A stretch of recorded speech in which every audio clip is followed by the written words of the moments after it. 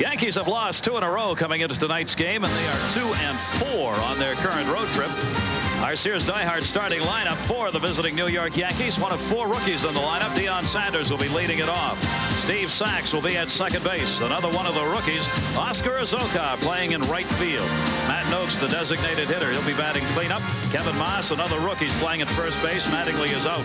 Jim Leyritz at third base, another rookie. Roberto Kelly will be in the outfield playing left. The catcher tonight is Bob Geren. He'll be batting 8th. And the shortstop, Alvaro Espinosa, batting 9th. For the Texas Rangers defensively, they'll have Sierra in right. Speedster Gary Pettis will be in center, and Pete Incaviglia will be around in left. Steve Buechele will be starting at third base. Jeff Houston is the shortstop. Franco makes the start at second, and Rafael Palmero's at first. Mike Stanley has the distinction of being the battery mate tonight of Nolan Ryan. Of the previous 19 300-game winners, 16 were younger than Ryan, but he's on a wonderful run. He's won his last 5 decisions. The Yankees haven't beaten him since May of 1977. That covers 9 starts before he went to the Astros and since he's come back. A fastball, circle change, and curveball pitcher. The one question is about the back, and Jim, we must monitor that because when it goes, he goes. Yes, he looks into the dugout. He gets Bobby Valentine's attention, and then he comes off the field. And this is not a good bullpen. Jeff Russell with 38 saves last year. Elbow surgery. He is on the disabled list. So let's see if the back will hold up. It obviously is a full house here tonight, and the New York Yankees, remember, they're playing this game. They do not want to be the victim that will go down in the record books as having been the team beaten for the 300th win, especially Dave Lapoint, their starter. Here's Deion Sanders, just 2 hits his last 17 times to the plate as the rookie continues to struggle. Nolan Ryan's ready, and we are underway in the quest for number 300. For Deion Sanders, Tuesday is the day he's supposed to make his mind up whether or not he's going to play football or baseball. And there has been no decision made as to which he's going to do. He's looking for more money. He made it very clear. They said, "What's your decision?" And he rubbed his hands together, saying, "Who puts the green stuff there?" When is Deion going to start performing to deserve the green stuff? Well, that's the big question. They like his skills. But if you have watched him at a major league level, you haven't seen anything that's going to really warrant the big stuff. The only reason he's going to get the money is because of the Atlanta Falcons. Let's be honest. Yeah, that's right. 0-2 delivery to him, and he had him fooled as Ryan threw that circle change to him. He fought it off 0-2. About the back. As you watch Nolan Ryan, the stress fracture in the back will go all at once. Something, a wrong pitch, a wrong move, a start, a goal. It was a fielding play that threw it out. He will step off and start to rub the back. That's a sign that it's going on him. And when it goes, it could go in the first. It could be fine until late September. There's a line drive, base hit. Deion Sanders pokes it into the corner. Sierra was playing him way over in the gap. This should be a triple. Sanders has great speed, and Neon Deion is on with a lead-off triple. You will not see Sanders get around on a ball. You think the Yankees aren't pumped up? You think this ball club that's lost 59 games doesn't care? Think again. He's on third base with nobody out. Ryan puts a ball literally in the middle of the plate. Really, the impressive thing, Gary talked about the speed, is the way he ran the bases, cutting the corners and making a triple a very easy triple. I mean, there's a stand-up triple and there's a stand-up triple. And he got to third so quickly. And good blocking on the play by the Yankees. He just cruised in on that one. That's his second triple of the season. Now Steve Sax with a chance to pick up an RBI right here and bring home a run. Sax takes the breaking ball inside, ball 1. Jim, you know Ted Hendry. From a pitcher's perspective, if you're Ryan, are you happy he's behind the plate, or would you rather have somebody else? Well, he will probably give Nolan more high pitches. You can see that he stands up, kind of like Derwood Merrill. Derwood Merrill umpiring the game for Ben McDonald in his first shutout, his first major league start. And when you get an umpire that's a little bit more upright, you'll get more strikes and higher in the strike zone. Nolan, even though he does have that fastball he turns over, would like to be able to pitch up, especially when he gets ahead. Evens the count here. 1 ball, 1 strike. Sanders at third with a lead. Steve Sax busting him inside again. That's where Ryan's staying on him. 2 balls, 1 strike. There's Sanders. The back did bother Nolan Ryan in his last outing. against Detroit. He had to come out after 6 innings. He had a 5-3 win.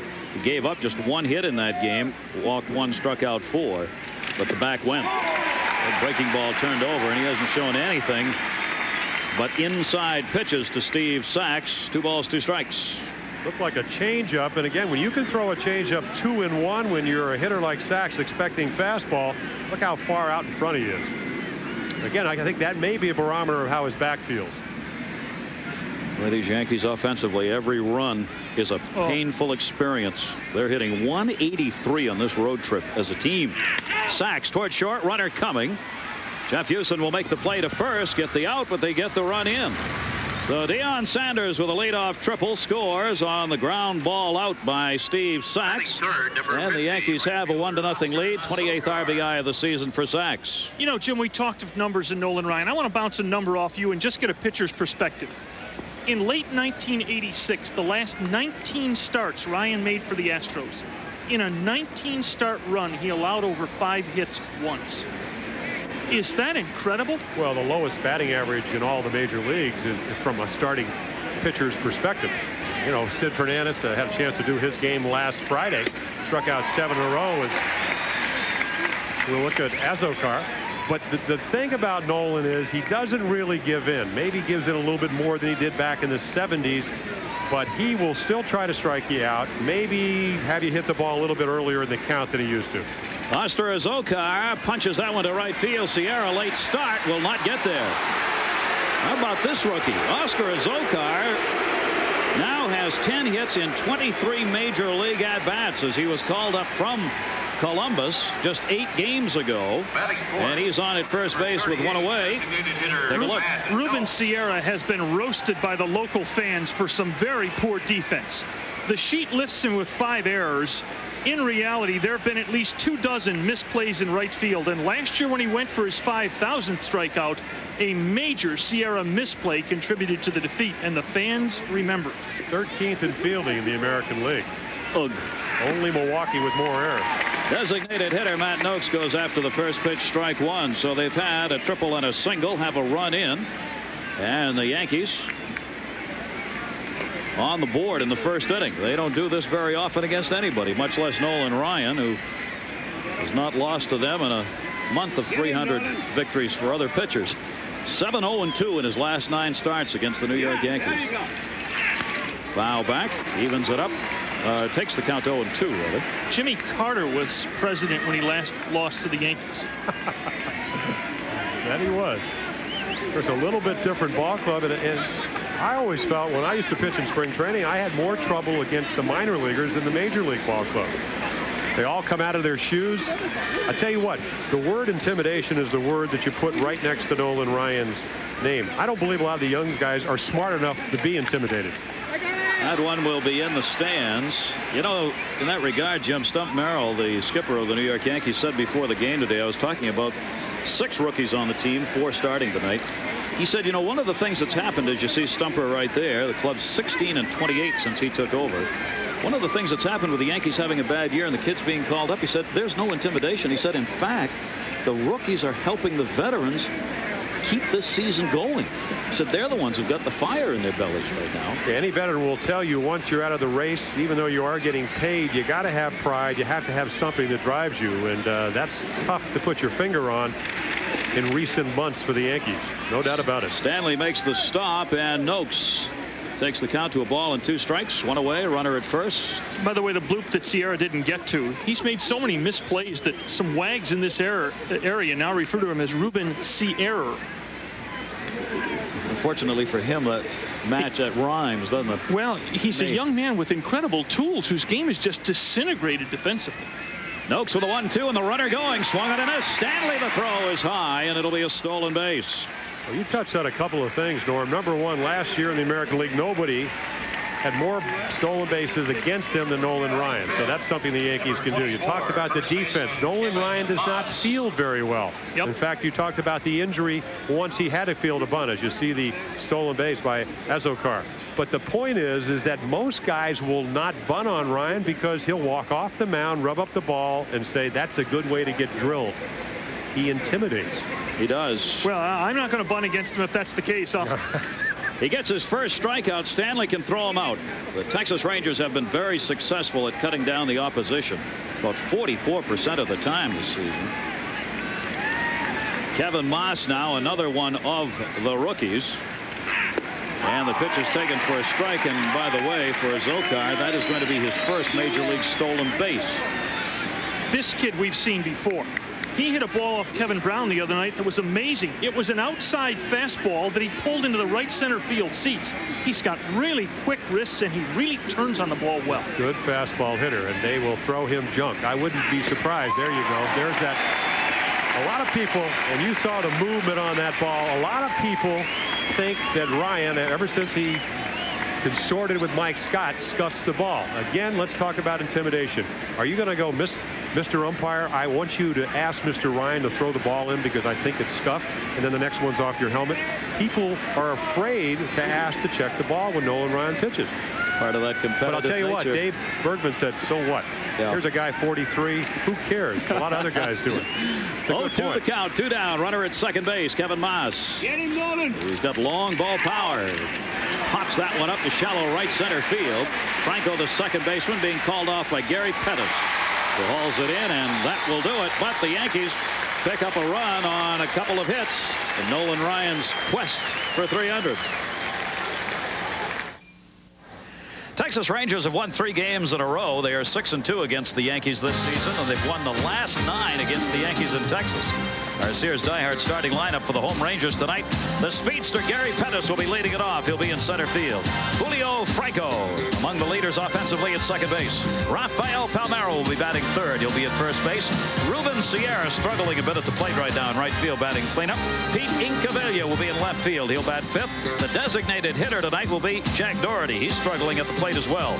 Mike Stanley will get to be the battery mate of Nolan Ryan tonight. Steve Buechele will be at third base. He'll be batting eighth. And the shortstop batting ninth, Jeff Houston. And the defensive alignment for the Yankees, Zokar will be in right field. Deion Sanders the start in center. Roberto Kelly is in left. Rookie Jim Leyritz at third base. Alvaro Espinoza at short. Steve Sax at second. Kevin Maas, the rookie, in for Mattingly. Bob Geren will be doing the catching. One of my favorite people in baseball, left-hander Dave Lapoint. Happy early birthday to Dave Snacks Lapoint, who will turn 31 in 4 days. If it can be thrown, Dave will throw it. You want a pound ball, fine. You want a little screwball effect, fine. A little fastball, a little curveball, a little slider, move it up, move it down, move it in and out. Used to throw hard. Now the radar gun giggles when they point it at him. But he knows how to pitch, and he's coming off a really good effort. He lost 2-1 in Minnesota the other day. And he told me he did not want you talking about his lack of velocity tonight.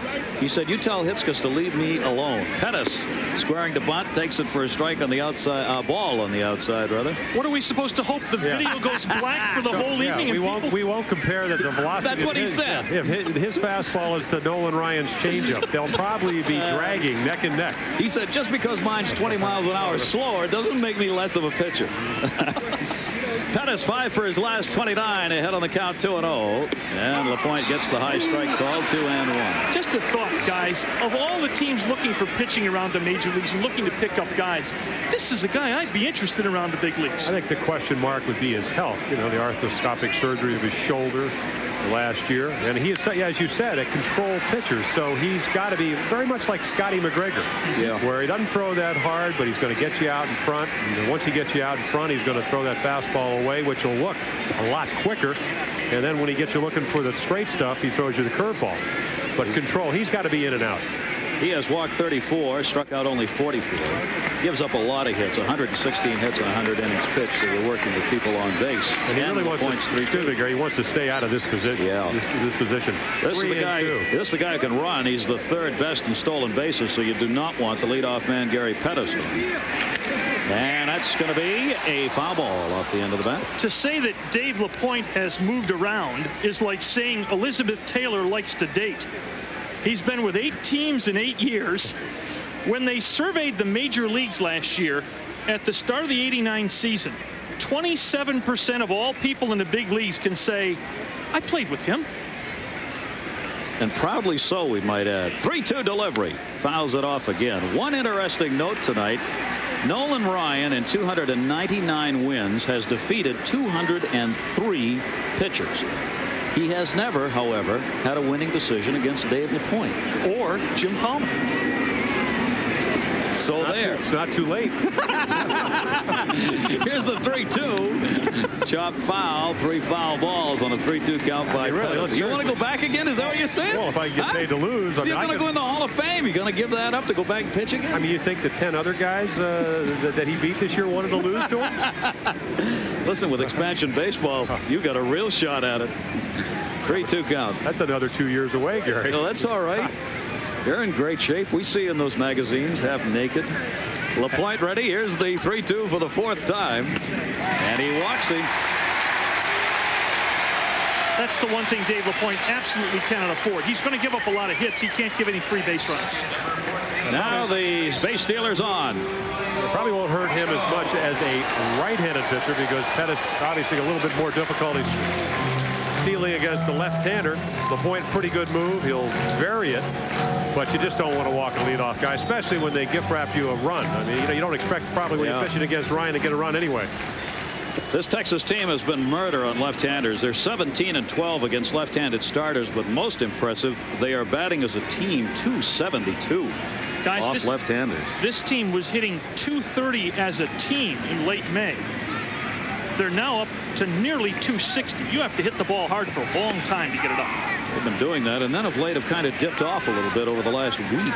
Well, you know, the strange thing is this club has now won 27 of 43 since early June. They're the hottest team in the American League the last 7 weeks, and they've done it with Franco slumping, Sierra slumping, Doherty slumping, and Incaviglia slumping for the last 2 to 3 weeks. And they keep winning somehow. Lapointe waiting as Franco was checking at third for the sign here with Pettis to see if he's going to be running. And he's obviously going to be concerned and will hold him. Ricky Henderson leads the league with 44 stolen bases. Yvonne Calderon of the White Sox with 25. Then Pettis with 24, Sax with 23, and Kelly with 22. We have 3 of the top 5 base stealers in this game. But as you said earlier, this Yankee team is extremely difficult to run against. They lead the major leagues in throwing out runners. 44% is just an incredible percentage these days for throwing people out. Yeah, well, Geren can throw, and he will. Of course, this is a great offensive situation because Franco handles the bat so well. And I got to think whether Pettis steals or not, eventually you're going to try to get the runner to second because Franco will hit behind him. Valentine, a lot of options as a manager of the Rangers. 0-1, runner not going. Good off-speed breaking ball. Or as they say, how can you tell when it's an off-speed pitch with Dave Lapointe? And the count's 0-2. Dave, we're just kidding you, guy. You can't run on him. And did you see the slide step? I mean, direct step to home plate. Ryan takes that high leg kick. Lapointe, left-hander, he's looking at you over at first, and then he goes right to the catcher. Pettis will probably be closer to first base than second if he tries to steal. A safe bet to get back to first. 0-2, and he had Lapointe's move that one, a soft toss. We should mention, as you look at first base, Kevin Maas is playing first. Don Mattingly took himself out of the lineup tonight. Here you take a look at the move. Just a soft toss. Mattingly's back is really acting up, and they expect him to go on the DL. He's going to have to be examined. He is really hurting. He can't play. He went into Stump Merrill's office and said, I can't go. Boy, did they have Pettis fooled. Pettis was going back to the bag on that pitch out. 1-2. Take a look at the move. Well, the key is his right leg. If it comes across the pitching rubber and it's just about right on it, then he has to go. Pettis not knowing which way to go. Lapointe with that little toe flick toward first base. 1-2 the count. Nobody out. There's Pettis faking me out. It gets away from Stanley. He will throw, but he hasn't got a chance. So that'll put him on as Geren tried to come up with that. Couldn't quite. Bounced in the dirt. And it puts the runner down at second base, and he was not going on the pitch.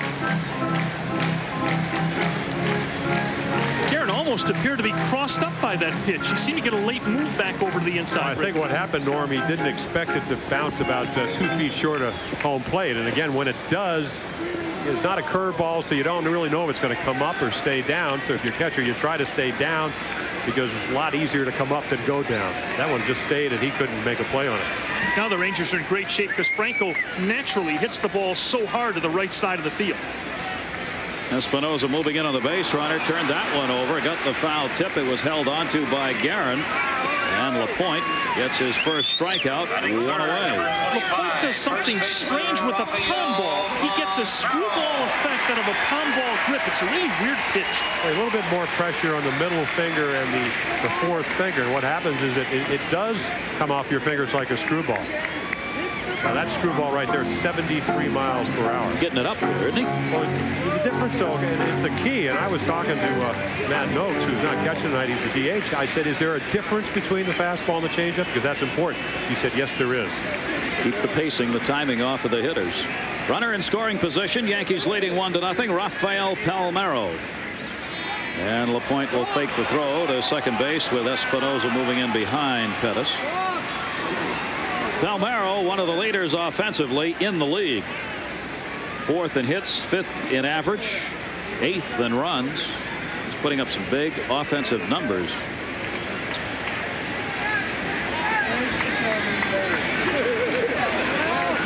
You really want to hold this base runner at second base.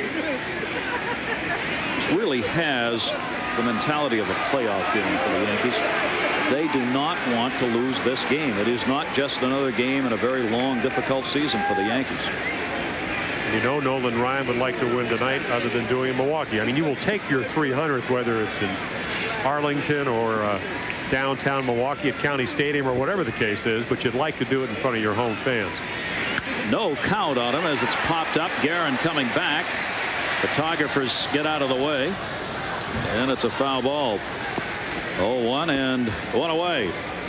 Great to have you with us here in Arlington, Texas. Gary Thorne, Norm Hitzges, and Jim Palmer on this very special night as Nolan Ryan goes after victory number 300, trying to become the 20th major league pitcher ever to do it. There are 26 ENG camera crews here. There are requests for more than 200 press credentials here. They have sold out the stadium for the 5th straight home start of Nolan Ryan. Oh, it's just like a playoff or a World Series. I mean, that's what it looked like on the field before the game. Bobby Valentine, his numbers with the Rangers. Palmeiro lofts that one to right. Off and running is Pettis, played by Azokar, who makes the throw. They hold the runner, doesn't hit the cutoff man, and down goes Palmeiro to second base. Azokar in right missed the cutoff man, and they had already held Pettis at third, so that takes away the chance for the double play. I don't believe Oscar Azokar ever intended to look for the cutoff man. If he did, he missed him by about 50 feet. An emotional response to Gary Pettis. Dave Oliver saying, hey, we got a guy coming up right now, Sierra, that can and is hitting much better from the right side. Why take a gamble? And the bad news is not only did they not get the Pettis safe at third because he stopped there, but the runner goes to second. And now you have the go-ahead run at second. With one out and the Yankees up 1-0, the Rangers can respond here in the bottom half of the first inning. Sierra's got the opportunity for a couple of RBIs with a base hit. And you know all those hits and runs will be measured by Nolan Ryan, who himself said, I am nervous tonight. Lapoint bounces that one. Geren makes the stop. There's Pettis, base runner at third. And Palmeiro, credit him with a single. He goes to second on the throw. You know, the mark of just how much talent Sierra is in the midst of what everybody says is a bad season. This guy projects to 20 homers and 85 to 90 RBIs. When you have the year he had last year, and you have the capabilities, they expect 24 for him to even get better. I think, you know, he has one of those classic swings. He lifts his leg, a la Darryl Strawberry, Sadahara, but takes a big stride.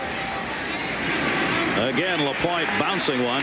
Geren's going to be black and blue before the first inning is over here. The count goes to 2 balls and 1 strike with 1 away. Here's Bob Geren working behind the plate for the Yankees, who trail in this season series to Texas 6-2. Sierra has just owned Lapoint. He's 10 for 23 lifetime against him. Winds up. He was going to swing at that if it was anywhere close. When he takes a windup like that with that front leg, he's got to swing because he's already committed himself. 2-2. I don't think the American League pitchers don't know that. Well, the book on Sierra is to do just what Lapoint did. Make sure the ball's outside and change speeds on him. Well, that's a perfect pitch. If he makes another one, we may see a strikeout. 2-2 the count. Incaviglia waiting on deck. Sierra again. He got him. Stayed away. Dave Lapoint with a couple of strikeouts, still 2 in scoring position. He's going to have to face Incaviglia. Bill Patrick. All right, Gary, let's head to Philadelphia, where Dave Magadan has put the Mets on top of the Phillies. He puts a charge into this one to dead center field. That has Jeff Parrott squawking to himself. The 4th of the year for Magadan. 2-0 Mets in the top of the 4th. Back to Arlington, Texas. All the Mets need have Dave Magadan start hitting home runs with everybody else. Oh, yeah, you know why? He's a little bit upset. His average dipped below 350. It was down to 343 going into the game. Yeah. Pete Incaviglia. Here's a big spot early in the game. 2 in scoring position and 2 down. Inky, strike 1. You know, you look at statistics, you can do a lot of things with numbers. Bobby Valentine has got Incaviglia in the lineup hitting number 5. He's only 3 for 18 against Lapoint in his career. All 3 were homers for 7 RBIs. Not bad. No. He has 53 RBIs, 15 home runs. A lot of guests on hand tonight, including the Commissioner of Baseball, Fay Vincent, here watching the game tonight. That's the left ear of George Bush. Right ear. Left ear. Help me out here. We'll give you time. There are both ears, so you don't have to worry about it. To our right, it's his left ear. To your right, it's still his left ear. 1 ball, 1 strike, 2 down, and 2 on, and 2 ears. Pettis and Palmer, the base runners. Lapoint, the 1-1. Incaviglia up high, 2-1. Well, I guess we could say that George is all ears tonight. Oh, is that bad? Oh, my gosh. Well, you know, I had a ride on the elevator twice. You got time to think on this elevator, don't you, Jim? Yes, you do. I mean, after the first or the second lurch. I think we hit some wind shears in that elevator tonight.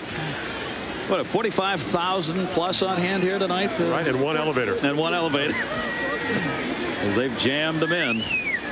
2 ball, 1 strike delivery. Incaviglia, center field. Deion Sanders will not get it. It'll score 2. Pettis and Palmero, and Inky comes through, and the Rangers lead 2-1. That's why he's in the lineup, Norm. Pete Incaviglia is deceiving. His average is low, but he produces a ton of runs for this club. He's made himself a really nice defensive outfielder. But speaking of defensive outfielders, Deion Sanders played this ball on cat's feet in center field. Yeah, you'd think that he would try to catch it. I think he got fooled. The ball may have knuckled. And a ball that looked like with his speed, if he charged, you got a chance. You know the 2 runs are going to score with 2 outs. But again, we've seen 2 plays in the first inning that I got to peg up to inexperience. That's right. Balls that should have been caught in the outfield. Here's Jack Doherty, the DH. Incaviglia now with 55 runs batted in. The leadoff walk to Pettis is costly. And Palmero's base hit, moving down to second on an errant throw that missed the cutoff man, put him in scoring position. These are the things that make the difference. Doherty waiting. Lapoint up high. Jim, we were talking about that before the game. The little things that just go by the boards. Like everyone will forget what happened here, but here in the first inning we've had plays that weren't made that are making a difference. And it's a 2-1 Texas lead.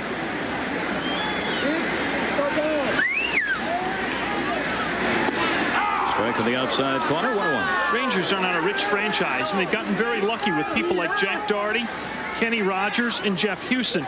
Doherty's a kid that they thought so little of, Major League scouts, that he had to ask for a tryout with the A's in an Arizona Instructional League camp, and the A's then released him. They looked at him for 1 year and said, never. Runner goes. Incaviglia. Throw by Geren off the mark. Pete Incaviglia's got a stolen base, his 2nd of the season. 2 for 4. Well, pick a pitch, pick a breaking pitch, and that's what successful base running is all about. And you got a success quotient that may be a little bit higher. Picks a changeup. Geren doesn't make a bad throw. It's not a perfect one because he knows he has to hurry. I got to think that he's in shock when he sees Incaviglia going. You know, as weird as this sounds, Incaviglia has stolen before. He averaged 6-7 stolen bases a year here. Doherty does not get the dead fish. Lapoint strikes the side out, but in between a walk and a couple of singles.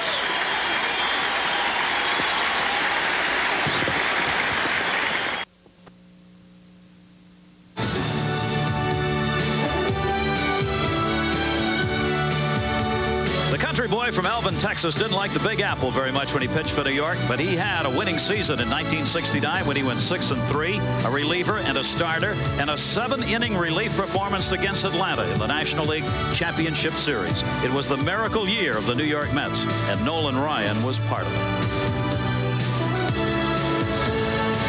Colossal's a good word for Nolan Ryan. Yet, you know, as Ruth Ryan looks on, Nolan Ryan has never won the Cy Young Award. Jim Palmer's one of the reasons for that. Season when he had a chance, Jimmy won it. Well, we just saw that blurb from 1969. What I remember about Ryan is the World Series. We lost to the Mets. They win in 109 games. And the Paul Blair, I mean, a terrific year, one of the best breaking ball hitters at that point in his career before he got beamed. He was in our dugout when Nolan dropped a curveball off on him for strike 3. Well, that's the only World Series he's ever been involved in. Had no record. Jim Leyritz, Yankees rookie infielder and outfielder, takes the strike on the outside corner. Leyritz is struggling at the plate right now. What you're seeing with these Yankee rookies who are position players, they are having to learn to hit at the major league level, and that's tough. Ooh, Leyritz right at his head, and it hit the bat. 1 ball, 2 strikes. By the way, gentlemen, as you see Leyritz get a strike he didn't need to give up. This note from the Ranger press room, an all-time new record for press meals tonight. Strike 3 called. Nolan Ryan, second strikeout. They served 308 meals to the press tonight. How's that for incidental information from the Rangers? And I didn't even get one. No, just thinking we had time to eat. That's unfair. Leyritz knows about the 95-mile-an-hour, but that one's unfair. Yeah, but does he know about 10 Henry ample strike zone? He said the ball was inside. It probably was, but I'll tell you what, I think tonight the rookies better defer to the veteran. They better swing the bat. Roberto Kelly went away, nobody on, and Kelly does swing the bat on the heater and doesn't catch up to it. 93 miles an hour on that fastball. This is the Yankee with the most success of anyone against Ryan, albeit he's only hit 7 times against him. He does have 4 hits. 0-1 to him is fouled back. Ryan's ahead on the count, 0-2. Yeah, I think Nolan probably has a sense of that, Norm, and what will invariably happen if Nolan pitches a couple of more years is that he will, after throwing a couple of fastballs away, come in up and in. Dust him, so to speak. Hello. And all of a sudden he just loses that comfortability at home plate. 0-2 delivery to short. Jeff Houston, long throw, 2 down. Pretty good shortstop right there, Jeff Houston. The motion. Jimmy? Well, people think and wonder why can a guy pitch all the innings, almost 5,000, strike out over 5,000 at 43, still be throwing 93 miles per hour. Leg drive, they call it biomechanics in sports medicine today. They tell all young pitchers you want to emulate a guy. You want to emulate Tom Seaver, Nolan Ryan, a guy like Jerry Koosman. You got to give Rube Walker, who was their pitching coach back with the Mets, a lot of credit. They use the total body. It takes a lot of pressure off your arm. 2 down, bases empty, and Bob Geren going for the dinger does not catch that one. Texas with the 2-1 lead. I don't want you to tell him this, Norm, but he almost short arms the ball. In other words, it comes out of his uniform, and you see he tucks his arm. There's not a lot of really extraneous pressure on his arm. He uses his legs so well. He uses the big muscles of his body instead of his elbow, and really de-accelerates with his body. Well, Jim, as a pitcher, you also understood this. He's very good at monitoring his own body. He knows when something goes wrong and he stops pitching. That's been a key to his longevity. I think that and going to the National League. You know, when he went over to Houston in 1980, got away from the DH for a while. He did learn to pitch over there, turning the fastball over, more use of the changeup. He's always had the fastball and the curveball. 0-2 delivery to Geren, and he's gone. Nolan Ryan has his 3rd strikeout. The man who has had 300 strikeouts in the season 6 times. Texas with a lead as they come to the plate. Bottom half of the 2nd inning. The Ryan family, you know. Lady with the glasses on. Mrs. Ryan, you know she will get a little tense as this game moves along. Ryan's on top.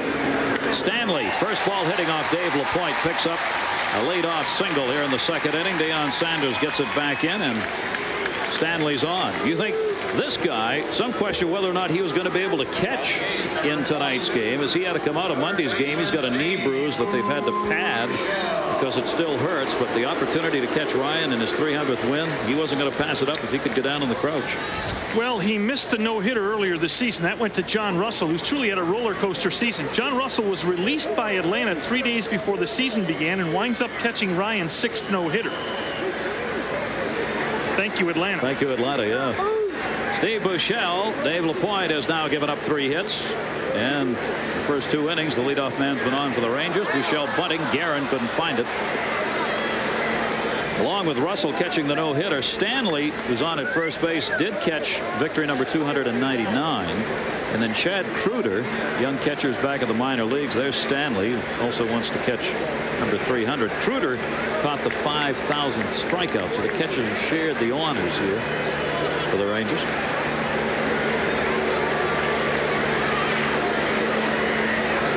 Count on Buechele. Up high with it, 1-1. Buechele early this year got hit in the wrist by Eric Plunk, and it fractured the wrist.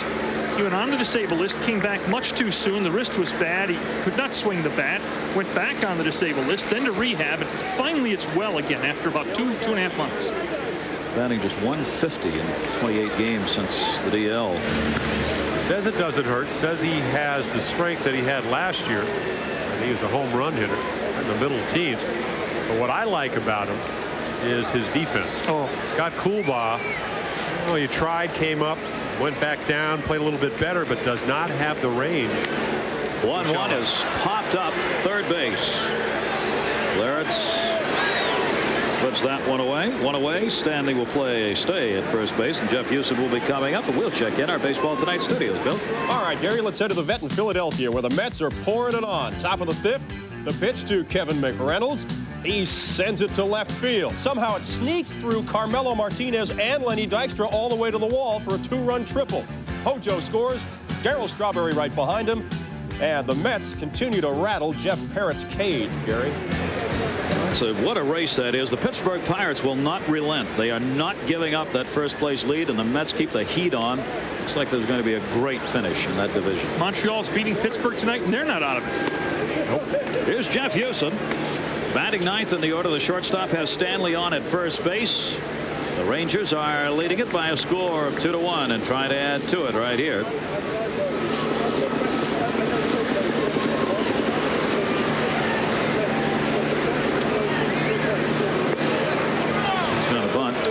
Bunting for a base hit. If Alomar, the Cleveland catcher, weren't having such a terrific rookie season, this young man would be a contender for Rookie of the Year. Houston's come over and has given them extremely steady play. Yeah, especially at a key position. Jeff Kunkel, they've tried to give him the opportunity. He's been hurt, not hitting like he did last year. Very impressive, Jeff Houston. Dave Lapoint with a 2-0 count and 1 away. And that one misses up high. Well, he's the kind of guy, Jim, he's not a scouts player. You've got to see him every day to like him. He doesn't have high speed. He doesn't have great range. He doesn't have a gun for an arm. He doesn't have much power. But you watch him for 2 weeks and you say to yourself, that kid can play.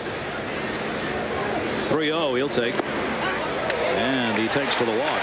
Second walk given up by Lapoint, who has 3 strikeouts.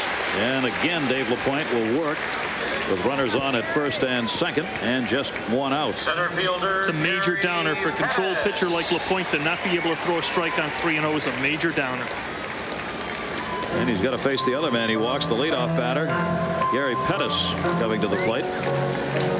Lapoint lifetime, 5 wins and 7 losses against the Texas Rangers for the different ball clubs he's worked for. Yankees have to be alive here. They got Maas playing far back at first base and a left-hander, and Pettis has accomplished it, pushing the bunt down the right side. Well, you see, those are things that with Mattingly you never ever have to worry about. You know, you never have to worry about a guy that's won 5 straight Gold Gloves, about his positioning. Kevin Maas, the rookie at first base, really filling in. I mean, that's not a position he's played a lot of at all. Yeah, DH is his best position. Timeout taken.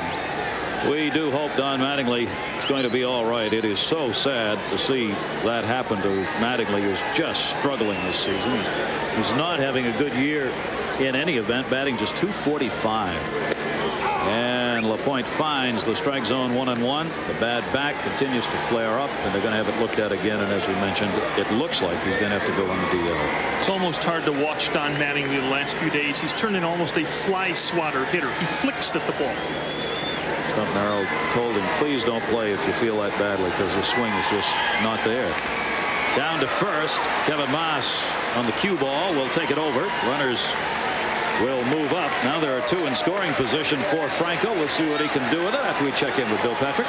All right, Gary Thorne. While the Mets are winning, the Pirates are losing in Montreal. This is what you call yanking one out. Dave Martinez, see ya.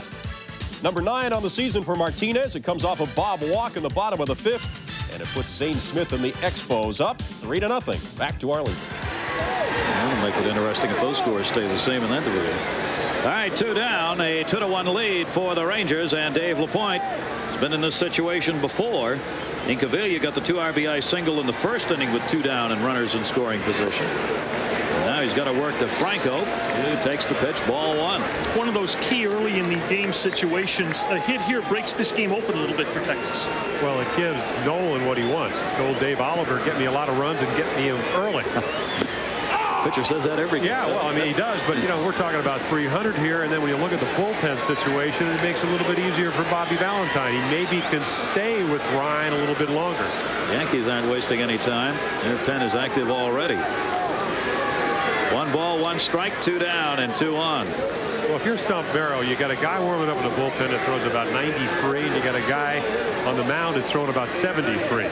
And he's not throwing strikes. 1-1, got underneath that to left center field. It's going to be playable in center. Deion Sanders is back there and hauls it in. He just missed on that one because that ball was driven a long way. Texas up, so's Ryan. Von Hayes, right field, Philadelphia. Cal Ripken, shortstop, Baltimore. Tim Jackson, attorney, Los Angeles. Roberto Leon, teacher, Oakland.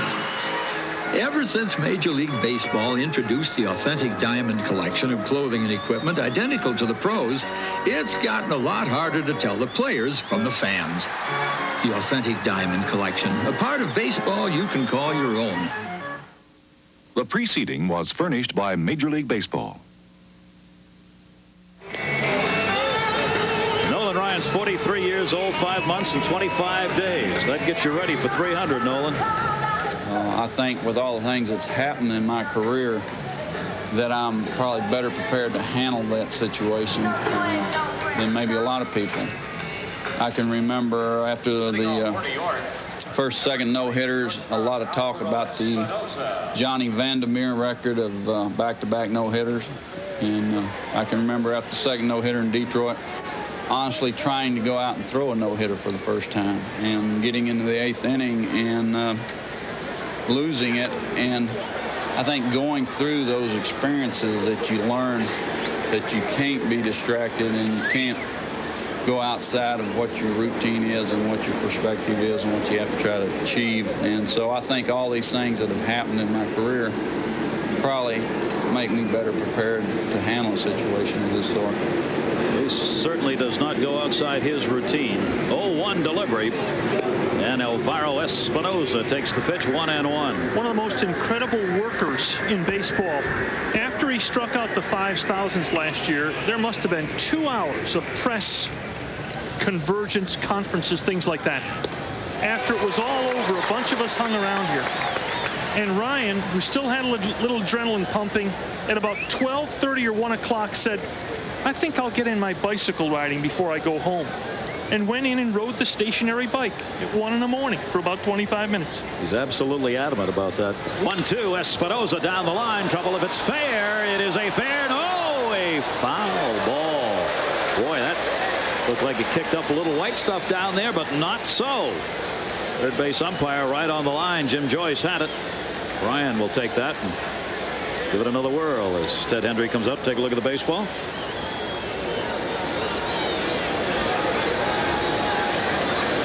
How close was it? Well, not as close as I thought.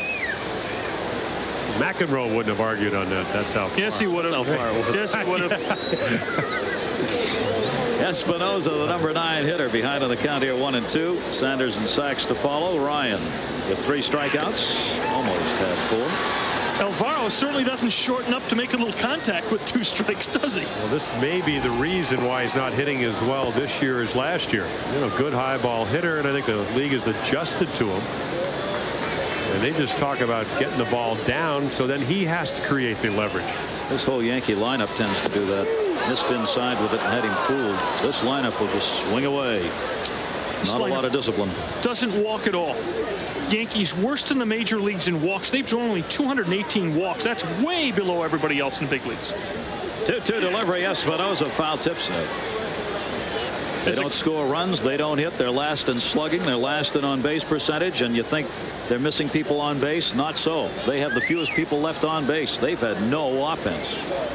It's just 94 that Alvaro gets a nip of, that also gets a nip of Stanley. Well, it may sound simplistic in baseball, but if you don't put anybody on base, you're generally not going to score many runs. Good point. That does work. That's a heck of a point. Yeah. Here's the 2-2 by Ryan. The Express. There's 4. He came into the game with 126 strikeouts, 3rd in the league. He now has picked up 4. It's 130 Ks. Accomplishments. Those are the low-hit, no-hit games of his career. The 19 seasons of winning 10. Look at that. You know who's second in number of double-figure strikeout games? Ryan has 202. You know who's second? Koufax with 97 is next in line. That is such an amazing stat. He's got a few of those. Deion Sanders. This will be a tough play. Jeff Houston with a speedster going.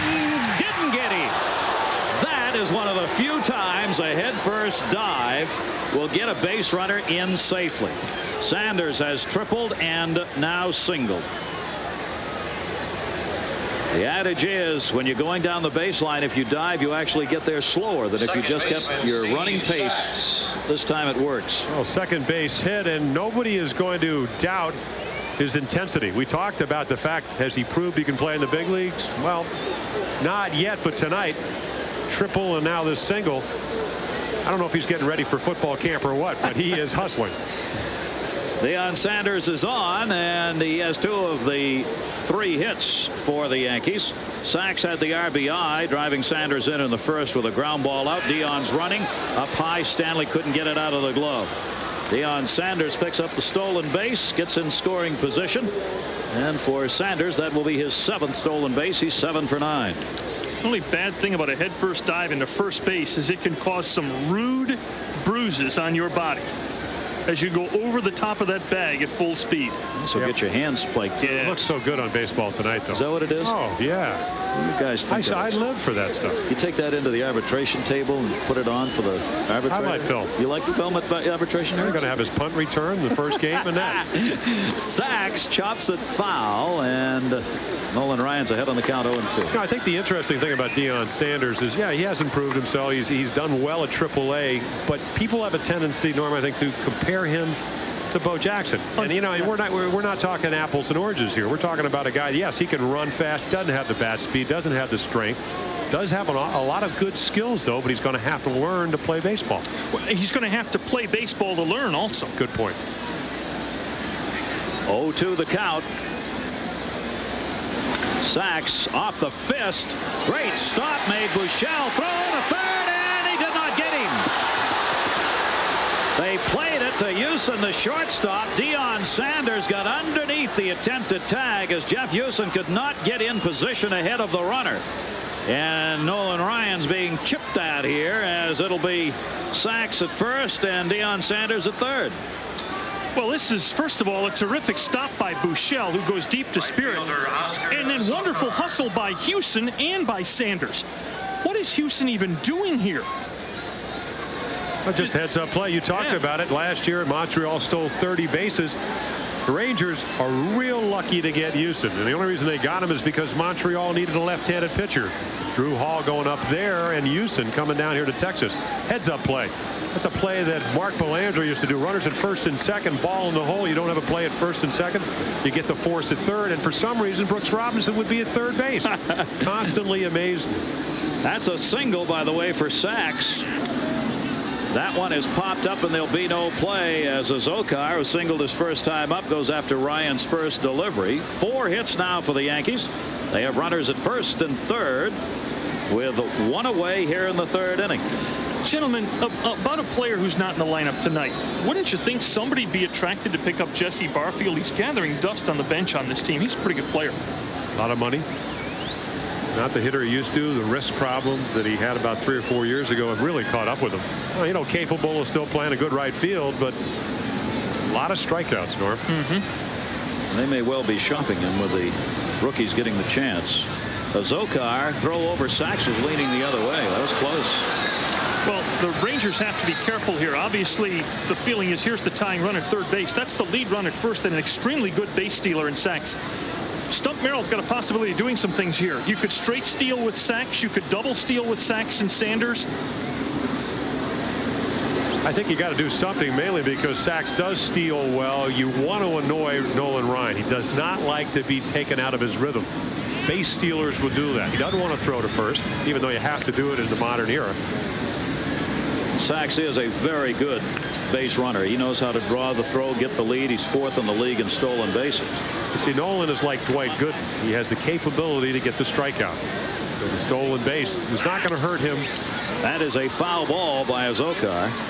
It won't hurt him as much as it does other pitchers. Back to third, Deion Sanders. Azokar is 25 years old from Caracas, Venezuela. For this rookie who has been in pro ball since 1987, he is a converted pitcher. Azokar was doing some pitching 84 through 86, and then they made him a fielder and brought him up, signed as a free agent. Yeah, good numbers too. 14 and 6. 14 and 6. So he better be able to hit.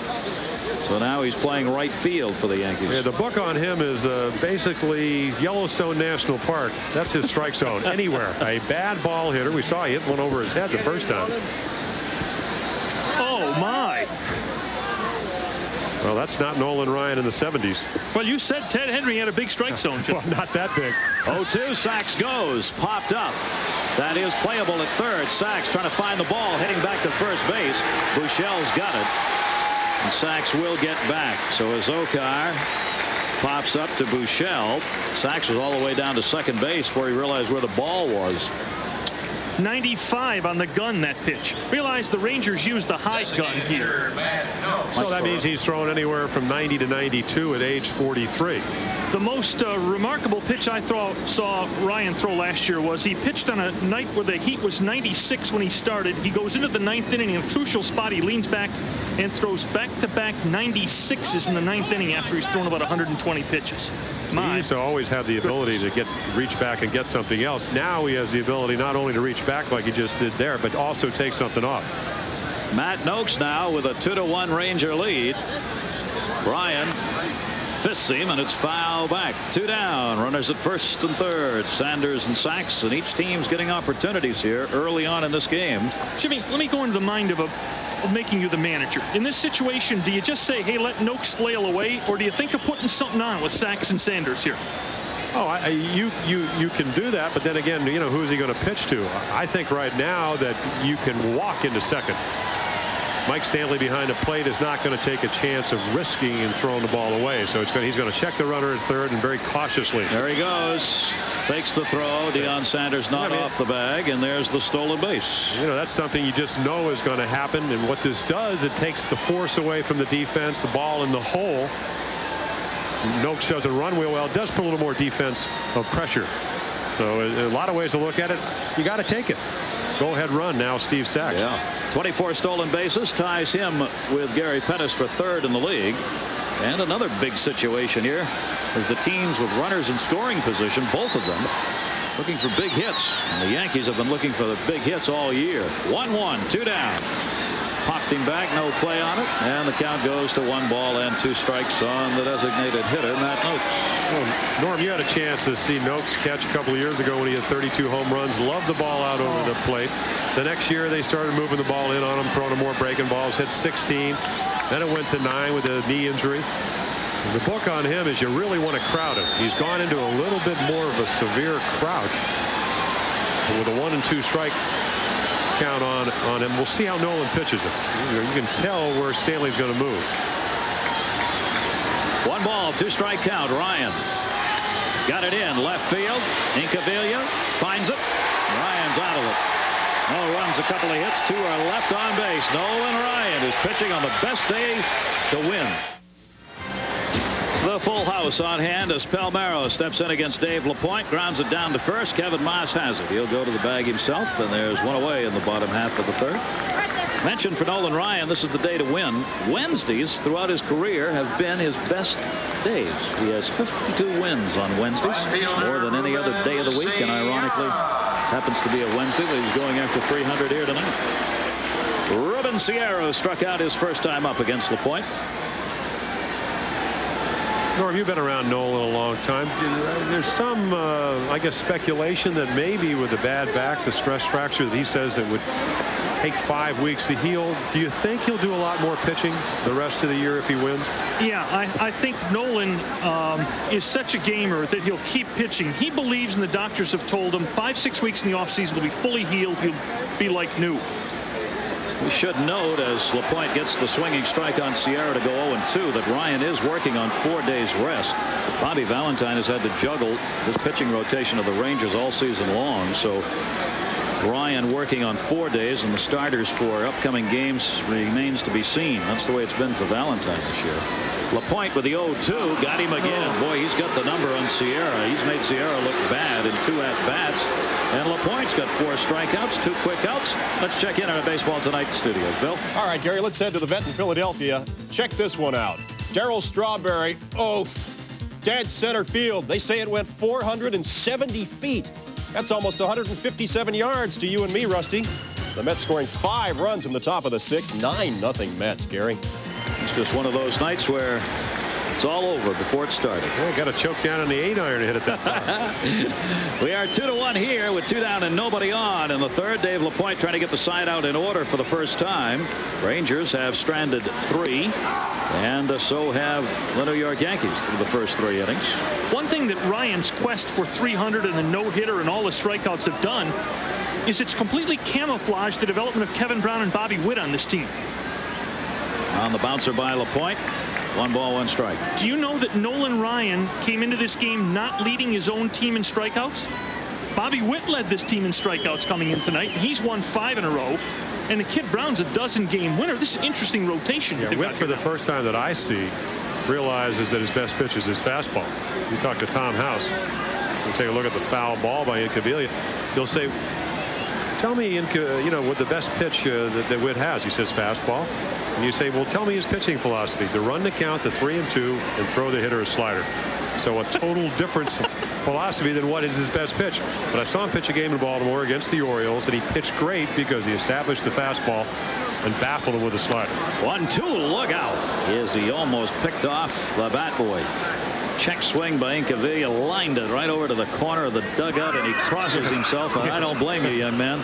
There you see the commissioner who was pretty close to that along with Mr. Bush. That is Nolan's son. And the pitch is taken up high. 2 balls, 2 strikes. That would not have been very nice. That's Reese Ryan. Looks a little bit like Dad. Huh? Looks a lot like Dad. He just got out of the way of that one. Pretty good chaw going there, ladies and gentlemen. By the way, the tickets for tonight's game were being scalped for as much as $200. Surprised it wasn't more. Oh, no wonder I don't have a seat. No wonder I'm standing up here. Here's the 2-2 by Dave Lapointe. Inky's gone. Nice inning. 5 strikeouts for Dave Lapointe, who only had 44 coming into the game. He retires the side in order.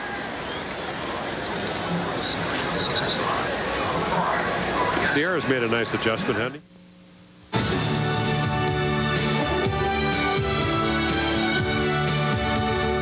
was in the Houston uniform for no-hitter number 5, September 26, 1981, and he was at home to do it in Houston.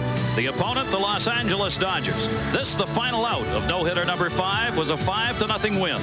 3 walks, 11 strikeouts, retired the last 19 batters he faced. And with no-hitter number 5, he broke Sandy Koufax's record of 4 career no-hitters. Not going to be a no-hitter tonight, but it could be number 300. Rangers up 2-1. Ryan ready to go. Kevin Maas steps in and takes the pitch outside for a ball. Another one of the rookies we were talking about, an older rookie, University of California at Berkeley. He is 25 years old, didn't have any major league experience prior to this season. He's getting it now. Pitch is taken up high, and these rookies, boy, this is a tough way to learn the game of baseball, but that's the way it's going to have to be done. He's playing in his 19th professional game. What if I take you two gentlemen, mostly fastballs tonight, as you see. What if I take you two guys down memory lane for a minute about Nolan Ryan? 2-0 delivery. Deep right field. Did he get that? Way back. Looking up. Sierra. Goodbye. Home run. Kevin Maas. And it is a 2-2 ball game. The 10th home run off Nolan Ryan this season, and the kid will not forget this one, his 7th. He has only 16 hits, and 7 of them have left the yard. And Jim, it's exactly what we talked about his first time up. 2-0, fastball hitter, got a fastball, and Nolan shook his head. I mean, he said, hey, 2-0, I got behind him. It probably told him he was a fastball hitter, and he hit it. This is a 2-0 pitch. He's looking at it, and he leaves Earth. We talked about how far he hit it just the other night. Whoa. What a nice cut. Got the arms out, fully extended. Well, you know, leadoff batter, you don't want to walk him. You got to take a chance. Maas was a little bit better there. Clarence looking as though he might bunt on that one for the base hit. Let's go back down. Where's that memory lane? Memory lane. Okay. We're going to go to the first Nolan Ryan win in April of 1968. I got a couple of notes. 1-0 delivery, and it's outside. The #1 song on that day was Otis Redding's Dock of the Bay. It had been there 4 weeks. LBJ had declined re-election 2 weeks before. Was Kevin Maas alive, by the way? He was probably not alive. Well, he was. He's 25 years old. Yeah. Martin Luther King had just been assassinated, triggering the riots that killed 46 and injured 2,600. In 2 months, Robert Kennedy would be killed. It was the year of Tiny Tim's Tiptoe Through the Tulips. Painful. The painful on Johnny tiptoe. Carson, no less. All the time. 3-0 the count. Ryan gets it on the outside corner. Here's one for Palmer. It's the year Jim Palmer stocked up on Nehru jackets. And there's the lineup.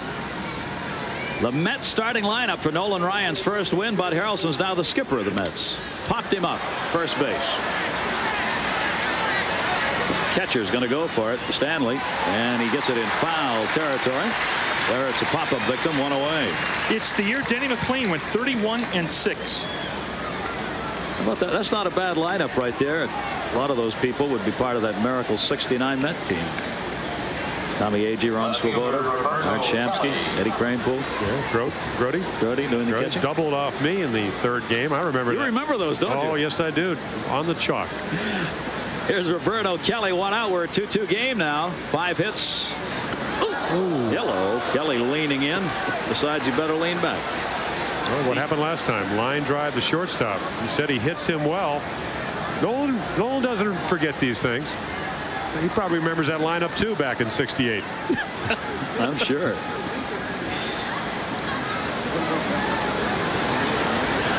Two runs, 5 hits Yankees. 2 runs, 3 hits Rangers. And then he went away. The average American income that year that he won his first game. Oh, you're really going to hurt us. $8,600. An average home in America costs $24,700. We'll buy a garage today if it's on sale. How much did Nolan Ryan earn his first year? Peanuts. $7,000. Yeah, that was the minimum salary back then. Yeah, $7,000. He and his wife lived with her folks in the off season because they couldn't afford a home. Know the feeling. Got him. Had him going around on that one. He's really got him jumping at the plate now as Kelly's fooled here. Inside, outside, up high, down low. 2-2. 2 last notes. Gasoline was 34 cents a gallon. And they get a box seat to see Ryan win his first in the Astrodome. Cost $350. That's the same, isn't it? Foul back, and the count stays at 2-2. Getting to see, if you're lucky enough to get a ticket here tonight, as Norm said, might have cost you a couple $100 or more. Lots of advertisements in the paper today by the agencies who held tickets, selling them today. 2-2 ball game. Kelly stepped out on him. One down, bases empty, and a 2-2 count. Kelly gets a hole of one. Deep left field, way up in the air. Incaviglia back at the wall, looking up. Goodbye, home run, Roberto Kelly. And the Yankees have a 3-2 lead on 2 home runs in the 4th inning.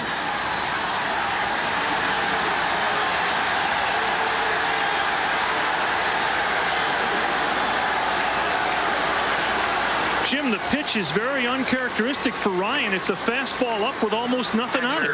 2 strikes. Similar, except that the count is a little bit different, to the home run that Kevin Maas says. This is number 5 on the year, Roberto Kelly. Again, when you throw a ball that much in the middle of the plate, 2-2, that is not Nolan Ryan. He did not intend to do that. He'd given up 9 home runs coming into tonight's game. With that home run by Roberto Kelly, 2 here tonight. 2 in this 4th inning, Maas and Kelly. And the Yankees are back on top by a run. Geren will hang loose, takes the strike on the inside corner. Remember, this is a Yankee team hitting 183 on this road trip and coming up with almost no runs at all. They have been shut out 9 times this season. 0-1. Scooped by Stanley, 1-1.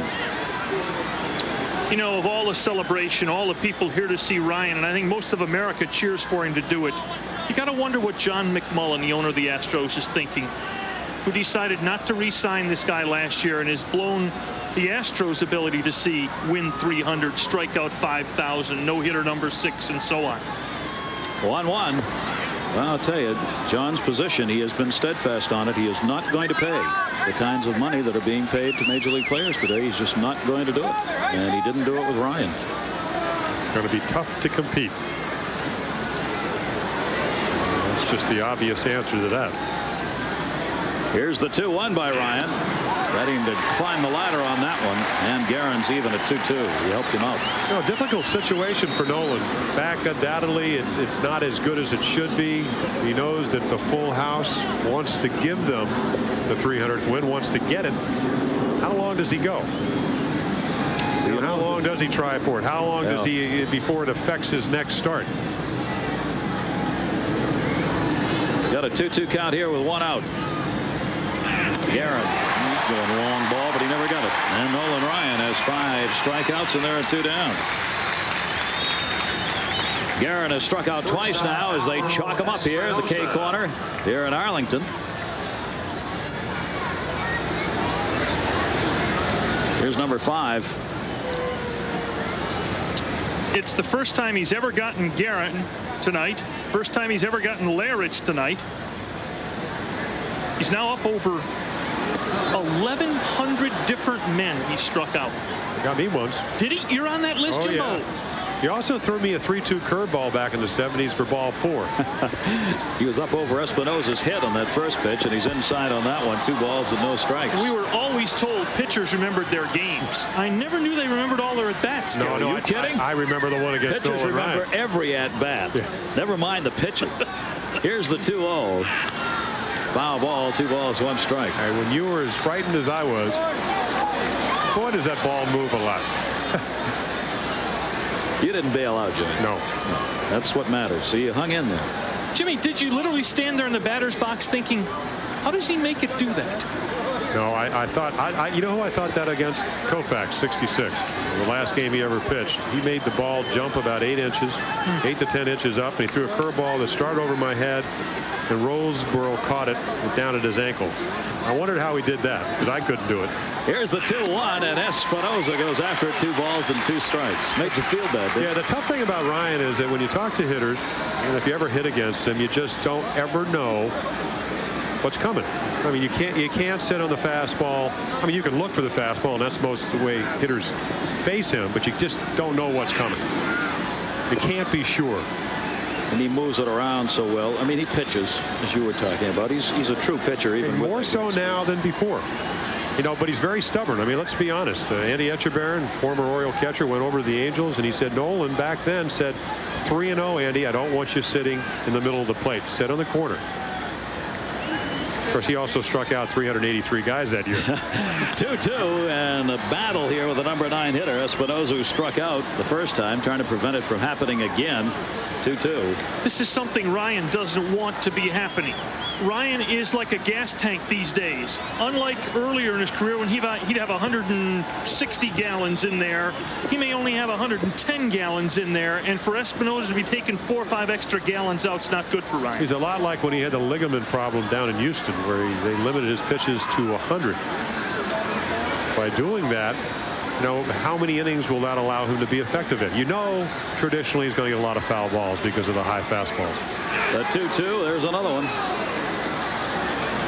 But that also tells me something, that maybe his back's bothered him a little bit, because he doesn't, you know, even though he has pitched up in the strike zone over the course of his career, we saw earlier that sinker, that with the seam fastball that he does get down. Not too many low fastballs tonight. The 2 home runs this inning both felt high. 2 balls, 2 strikes. He'll try it again on Espinosa.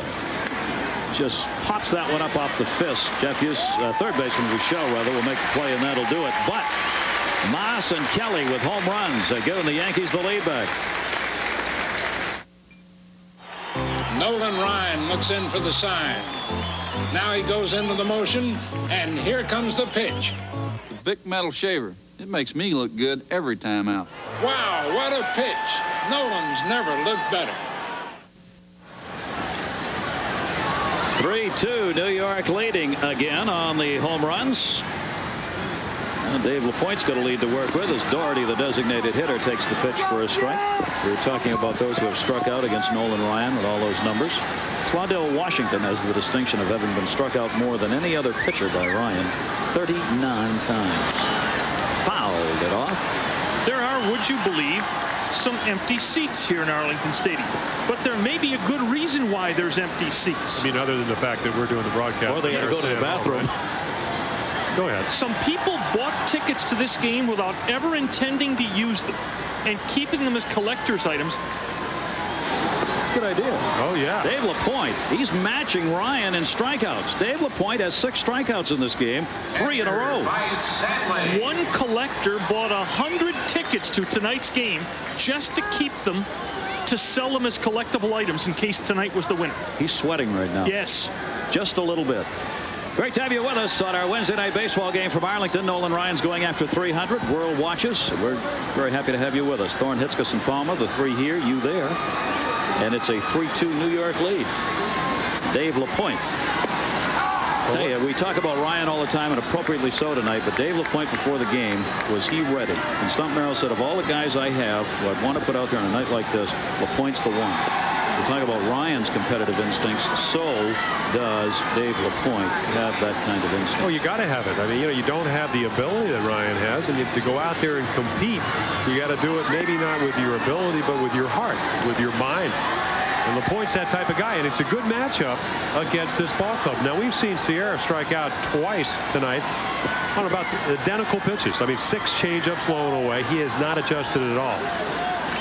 Merrill proud of Dave Lapoint. 1-2, crank, left center field. Good ride by Stanley. Way back at the wall, looking up and caught. Roberto Kelly.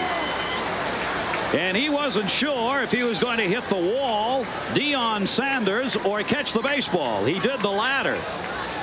Hello. 2 down. Center fielder in left field, Norm. Last year's center fielder for the Yankees. And a football player in center field. Right. Both guys can fly. Kelly approached this ball with some trepidation because it's almost like he kept waiting for Sanders to call him off the ball. Well, normally, traditionally, your center fielder will make that final call. That's the way you play in the Metrodome, where you can't take your eyes off it to pick up the outfielder because you're afraid you'll lose in the white ceiling.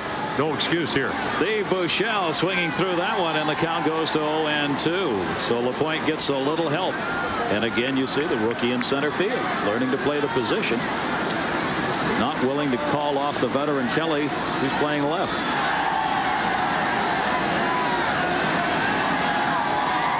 Dave Lapoint's one of those guys that contributes in a lot of ways to a club. He's a terrific guy to have on your club in the clubhouse.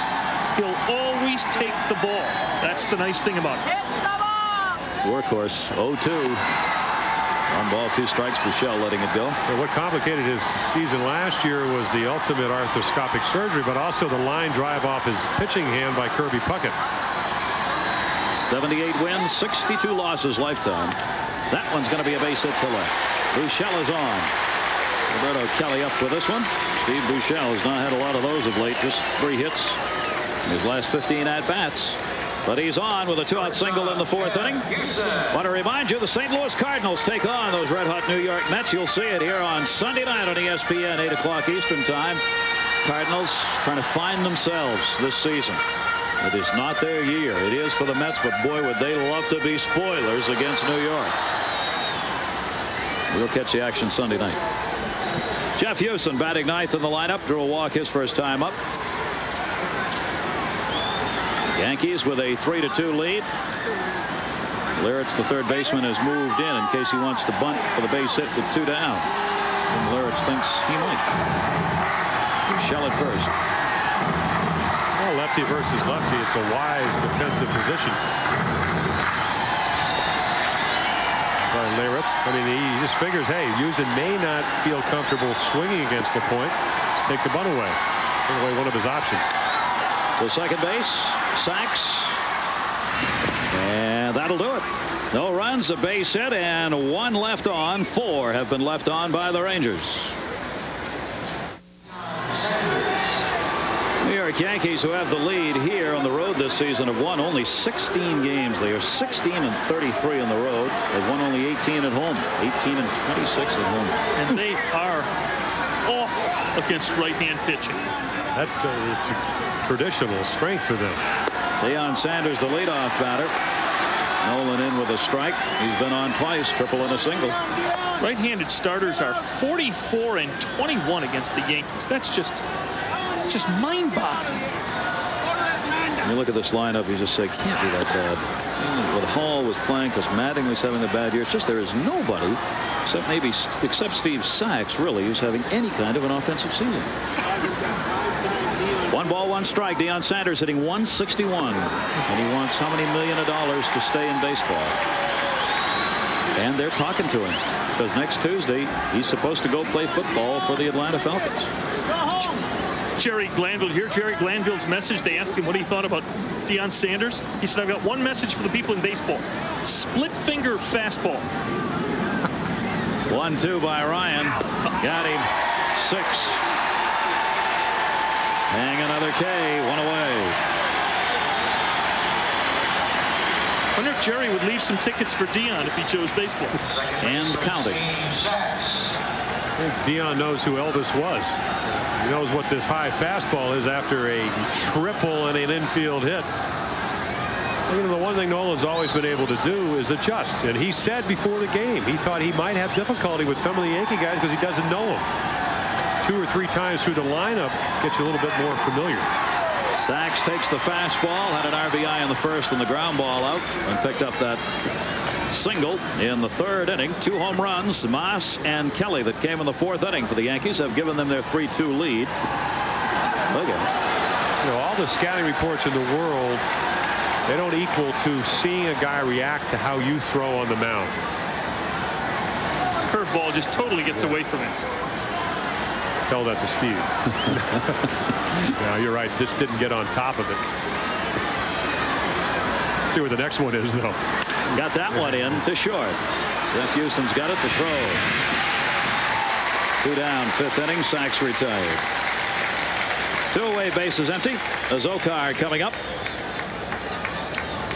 Does he get better as it goes? This year he has.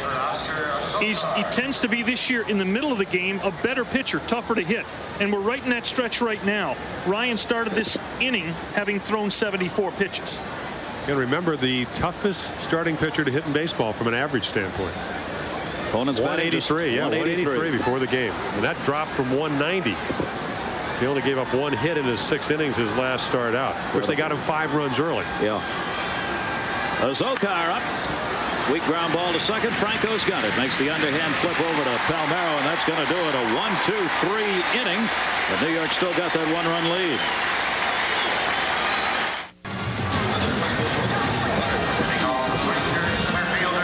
Fans a little pensive right now and a little beautiful right there. Great to have you with us. Yankees leading at 3-2. Dave Lapoint trying to keep it that way. This is Ryan hoping it doesn't stay that way. Pettis leads it off. Franco and Palmero top of the order. Squares, takes it. Lapoint's got the strike. Little things inside baseball sometimes help. While the single by Buechele led to nothing last inning, it did get Houston up in the 9th spot, so you can lead off the inning with your speedball Pettis. Eddie Monsoy run. There's the elastic pitch by Dave Lapoint. 0-2. Yeah, the problem is that Pettis, after having a career year last year, is hitting .235. So you do everything right, and then it becomes down to what really, even though baseball is a team game, it comes down to individual performance. Texas coming into this game, they are 9th in the league in average and 7th in runs. In the middle of the pack offensively. The 0-2. Point missed outside with it. Showed him 1, a ball and 2 strikes. But as we said earlier, Gary, those numbers are somewhat tempered by the fact that this club got off to a horrendous start. Lost 25 of 35 at one point in April, May, June. Then picked it up. Left field. That's towards the foul pole. Is it fair? No. Couple of seats foul. Well, the Rangers may not have tied this game because Joe Macko forgot to paint the foul pole once more today. Pettis, who has 3 home runs, almost had 4. And Dave Lapoint, there's a kind of sense of humor he's got. He's laughing out there and wants a new baseball. He'll take that on a foul ball. That fair foul pole was mighty close. Just missed to the left.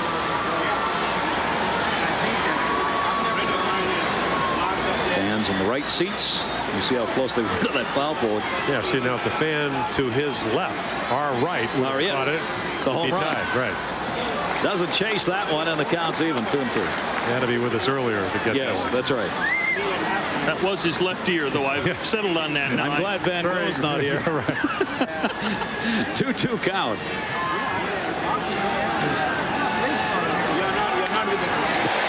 Hit them where they aren't. Oh, beautiful hitting. Just reaches and gets the base hit. A leadoff single for Pettis on a 2-2 count. So it is an individual game, and he does his job. Huh. I tell you, that's the old classic line. He hit it like he threw it. He just flips this ball. It's a terrific pitch by Lapoint. And it's out of the strike zone. But he adjusted. Sierra hasn't done it to this point. I mean, after a while, when a guy keeps throwing it there, and you know that he's not quick enough because you've just jerked one foul and maybe he's not going to come back in there, you have a tendency to look away. He did and got a base hit. He paid. Rangers have 5 hits now. The potential tying run on. Yankees lead 3-2. And here's Franco, and Pettis, of course, is going to draw the throw over there as he's the threat to run. Bobby Valentine likes to play hit and run with Franco for 3 reasons. Pettis has got speed. Franco hits the ball hard and hits into a lot of double plays. And he hits the ball to the right side. It makes gives the defense problems when they run. He's taking, and it's up high for a ball. And what this forces Lapoint to do is, he feels fairly comfortable with a runner on because he's left-handed, but the minute you do that slide step, in other words, go directly to home, it's going to affect the control of a control pitcher. This is the count Valentine will sometimes go on. He's got Franco ahead, and he's got a control pitcher who does not want to fall behind 2-0 in this spot. Pettis not running, and again it's away, and Lapoint, who has got to fight for his strikes, just missing now, is behind on the count 2-0. Franco has grounded into 9 ground ball double plays, checking with Oliver, the third base coach, for the sign. What you want to do with a runner that's going to steal, you want to stop him. That's not a problem because he's looking right at him. You also want to get the catcher the ball quickly. Now the key is there's a fine line between getting it to him quickly and also being able to throw the ball where you want to. You'd like to be able to take as much time. You can't. Well, he had him fooled again. That move, he had Pettis going back to the bag. Pettis had that happen to him in the first inning. when he ended up going back to the bag on Lapoint. So he's not got the move down of Dave Lapoint yet. There you see what he's done. Stolen bases, 3rd in the league. A lot of good base runners. Bobby Tolan, working with the Orioles youngsters down in spring training a couple of years ago, said get a one-way lead, get a big lead, make Lapoint come over. That will give you a better chance of maybe reading his move. So far, as you said, he doesn't have any idea whether he's going home or to first. 2-1, he's going. Swung on a miss. Throw down by Geren's a good one, and he got him. And that's why the Yankees throw people out. Pettis is caught stealing, and that takes the leadoff man off the base paths here in the 5th inning. Bob Geren. First of all, look at how quickly Lapoint gets the ball to the plate for him. Geren one step and kaboom. And quite honestly, Espinosa had a chance to autograph that one before he tagged him. Got to wait for him to get there. Does the pitcher like that help? Yeah, he's into the game. Oh, there's nothing more enjoyable. I mean, really.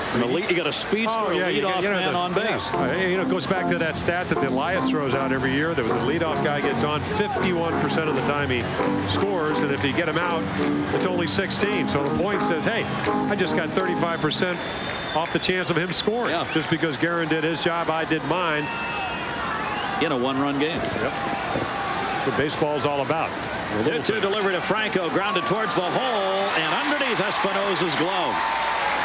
Roberto Kelly will play it back in, and Franco is now 1 for 3 as he delivers a single, and the fans oohing and ahhing about that caught stealing again. You've just seen something unusual for Julio Franco. He does not plug the shortstop third base hole very often with ground balls.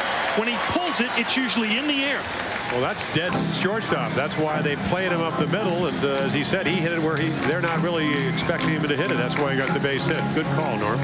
Franco on, 106 hits for him, 9th in the league in hits. He's at first, 1 away, and here's Palmero. I would think with Lapoint not throwing hard, you may shift a little bit over to play him to pull. I may do that the next time if he's still around. Franco has 16 stolen bases, by the way, on at first base, 1 out. Towards the corner, Roberto Kelly.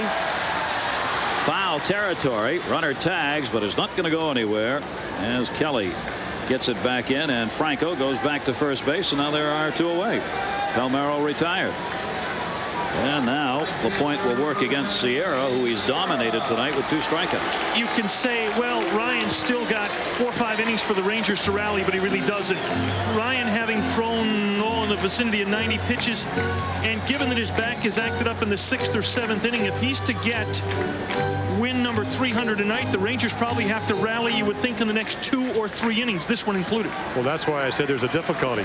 Nolan, as proud as he is, as much a heart he has, he doesn't want to leave. He may stay a little bit longer than he really should tonight. Lapoint gets the pitch in for a strike. I don't think there's any question about that. If he's got a chance to win, he's going to stay in the ball game, unless he just physically can't. Well, let's see if Sierra has given some thought to his first 2 at bats now. Struck out twice and looked bad doing it. Kind of surprising because he's hit Lapoint hard.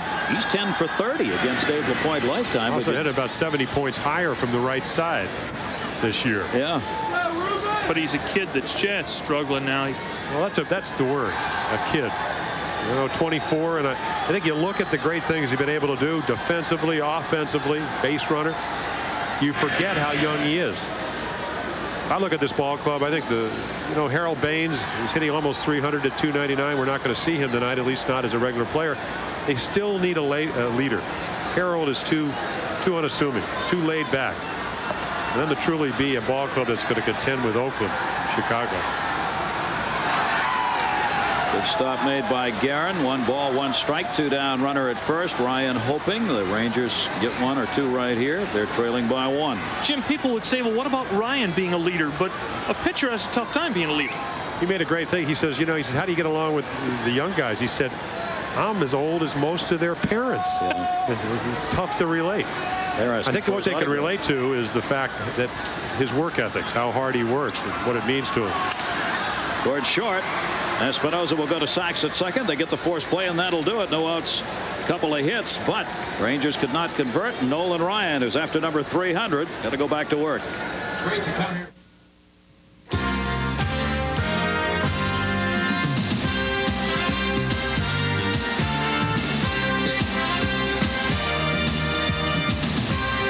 Yes, the moon is shining over Texas, and Nolan Ryan.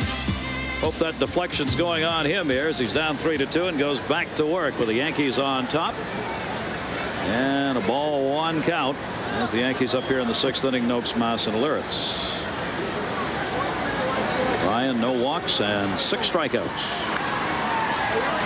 Last year when Ryan got his 5,000 strikeout in a game in the summer against Oakland, this place was packed. It was jumping. There was electricity in the air. And his Ranger teammates seemed to buy tickets and watch that night. There just didn't seem to be the normal energy inside the club. It almost looked like they were waiting for something to happen to them. Did he win? No. They didn't even get him a run. 1-1 misses, 2-1. The players were saying yesterday and today, though, that they say the difference in this one is this is not the strikeouts were Nolan Ryan's. He either got him or he didn't on his own. But they all said this is us too. We got to play defense. We got to score some runs. They're probably more uptight than Nolan Ryan. 2-1 delivery. And he's high with it, and he goes behind. A 3-1 on Nokes, the leadoff guy. Pitchers win ball games because of what their teammates do. Obviously, you can present them with an easier job to do, but any pitcher that, more than any pitcher that I can think of, Nolan Ryan has won games more individually. All those strikeouts. So there's a leadoff walk. Well, leadoff man on in the 6th inning. First walk given up by Nolan Ryan. Let's check in with Bill Patrick. Bill. All right, Gary, let's head to the Big O in Montreal where the Expos have tied it up. Bottom of the 9th, Junior Noboa tees off on Scott Ruskin. This will go all the way to the wall. Marquise Grissom comes around to score. Noboa then gets greedy, and he's tossed out at 3rd, trying to stretch it into a triple. But a new game in Montreal. Gary? Well, Pittsburgh battled back to in the top of the 9th inning, and now the Expos in the bottom of the 9th. Are they battling for position in that Eastern Division race? Indeed, they are. Kevin Maas, he got a hole of one and delivered his 7th home run in the 4th inning off Nolan Ryan. After the last pitch, Ryan took the ball, walked around the mound, took a few deep breaths. You almost look for signs of Ryan's fatigue at this point of the game. Again, what Bobby Valentine said, he will look in to give me a definite sign. Well, something that Gene mocked as we look at the swinging strike. He said that when Dave McNally went from the Orioles up to Montreal, he said as a veteran pitcher, that's what you look for. You know, you don't make the decision. Bobby Valentine, more than anybody, realizes what type of pitcher Nolan Ryan is. I mean, really, when you look at his ball club, 96 games into the season, they're 500. Why are 42,000 people here tonight? Yeah. Foul back, and the first time the Rangers have been 500 since May 14. It's been a while, but they're here for one reason tonight, as most of you out there are. See if Nolan Ryan can put away number 300. 5 straight sellouts in this park to see this pitcher, and the earliest sellout in Ranger history. It was sold out last Friday. After Ryan made it clear this was going to be for 300. 1 ball, 2 strikes.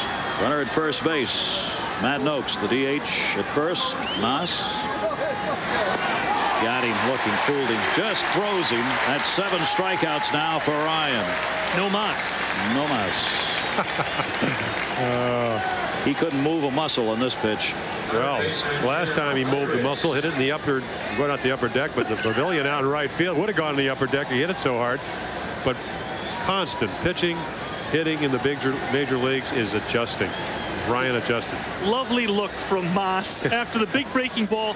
Just one little look out to the mound thinking, thank you. Well, what did he expect, though? That's right. Yeah. You know, you throw him a 2-0 fastball. He hits it about 430. You want to throw him another one? This is the major leagues. Tim Lirritz, runner going, hit and run on, and he produces down into the corner. That'll send Nokes over to 3rd. Sierra will get it back in. So Stump Merrill puts the hit and run on, and it works. That's a nice piece of hitting by Lirritz, who again went with the ball that was out away from him. 1st and 3rd, 1 out. Jimmy, another fastball high and flat, and we've seen a bunch of those lately from Ryan. Right, we just don't know how his back feels. I talked to the Tigers. They faced him over the last month. They said one time he had a good fastball. This time, not a particularly good one. 2 home runs have been on fastballs. And what that does for Lirritz is allows him just to hit the ball. He doesn't have to try to do something maybe he can't. Roberto Kelly on the pitch out as they thought Lirritz might be going. He'll stay. 7 hits now against Ryan. There you see the lead runner, Noakes, and at first base with a single is Liritz, who's 1 for 3. There is no action in the Texas pen.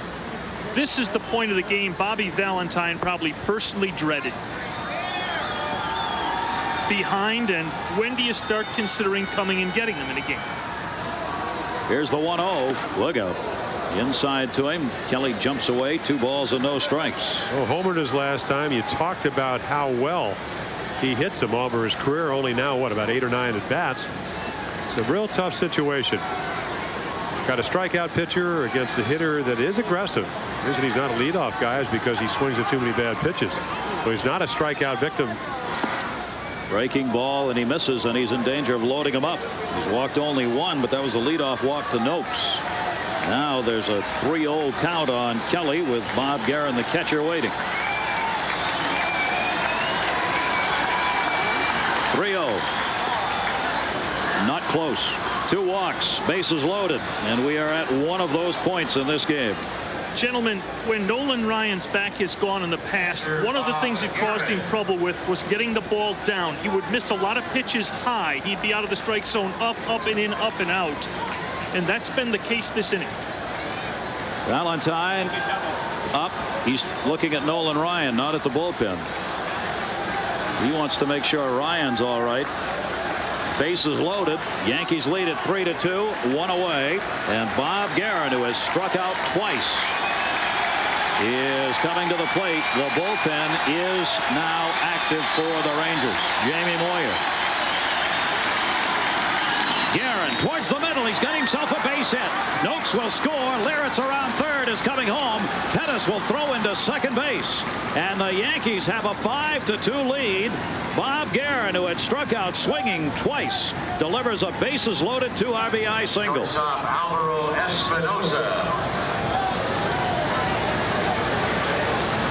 The Yankees came loaded for bear, and for Bob Geren, a big hit, and you see the Yankees dugout up and at him. 21 RBIs for Geren. Well, they like him. We saw how he can throw, and you're talking about a ball club. We've seen some outstanding pitching by Lapoint. Their record would not be 25 under 500 if they could get this kind of pitching and this kind of offensive intensity. Obviously, Nolan Ryan has said, want to stay. Jamie Moyer will stay ready.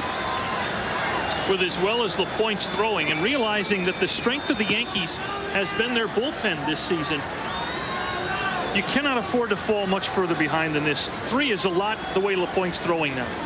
5-2 lead for the Yankees. Runners at first and second. Espinosa, double steal. The throw by Stanley. Got him. Roberto Kelly on the front end of the double steal is caught. And there are 2 down. Yankees trying to make it happen. So, with 2 away, runner.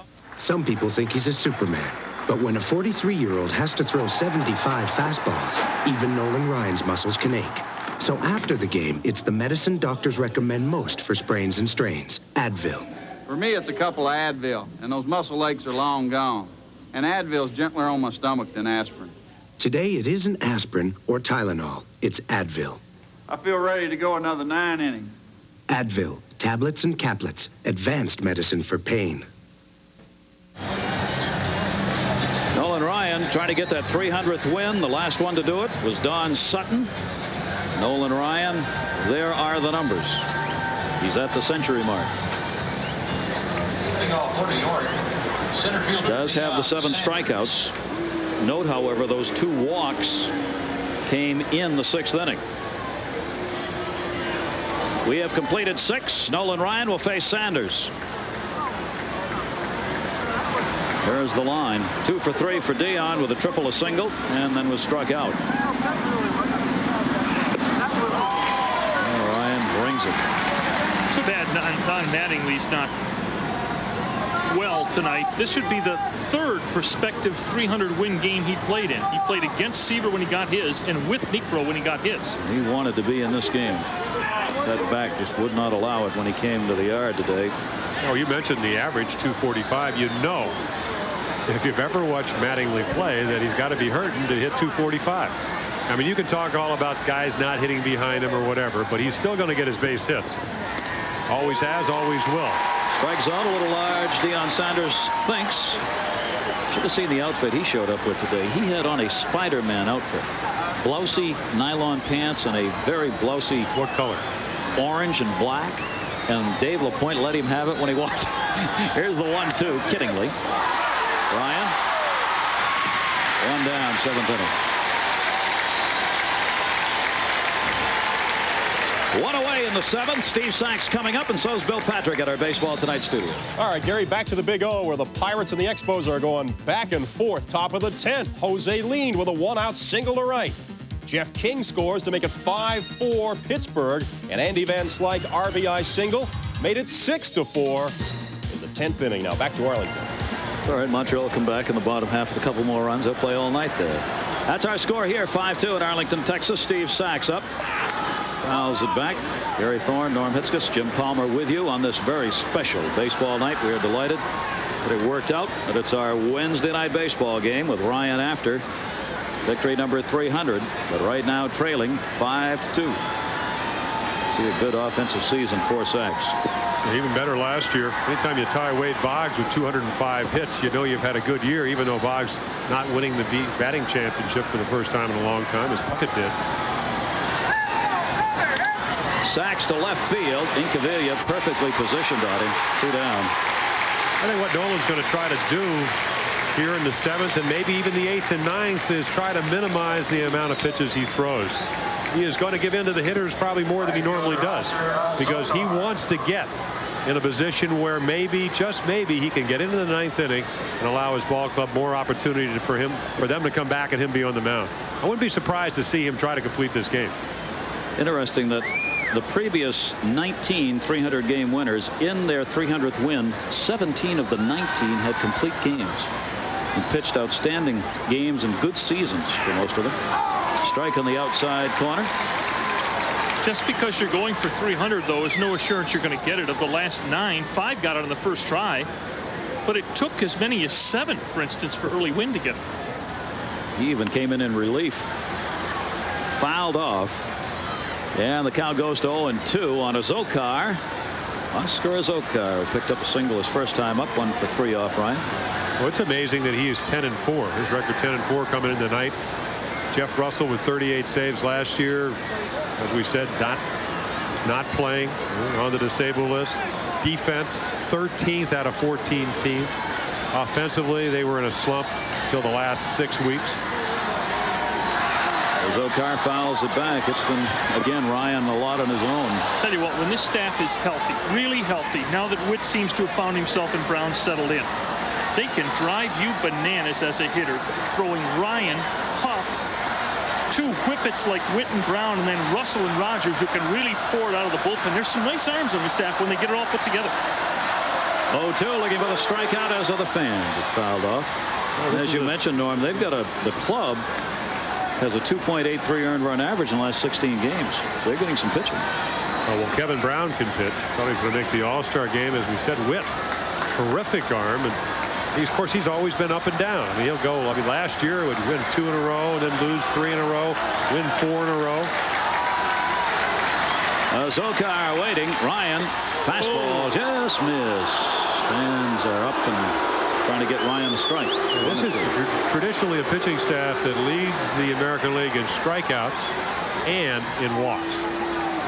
Good news and bad news. 1-2, looking for his 8th strikeout. Not on that pitch. Stays ahead, 1 2 strikes. I wonder if he's a hitter like Tony Oliva. You know, he hit everything except Milt Pappas used to say, hey, we tried everything, just throw it down the middle. It can't be any worse. Azokar has struck out twice, no walks, and he hits that one down the right field line. That could be trouble. Sierra, no play on that one. Azokar is on his way to second base, and he'll go in with a stand-up. Ball bobbled by Sierra, but it didn't affect the double. And Azokar's 2 for 4 off Nolan Ryan, and now in his major league career, he's 11 for 26.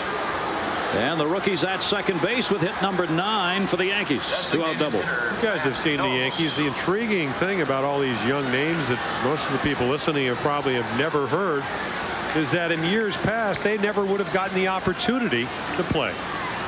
Well, look at the guys that came through that didn't get a shot there. Look at Danny Pasqua, who's a fine player. Look at Doug Drabeck, who's a terrific pitcher.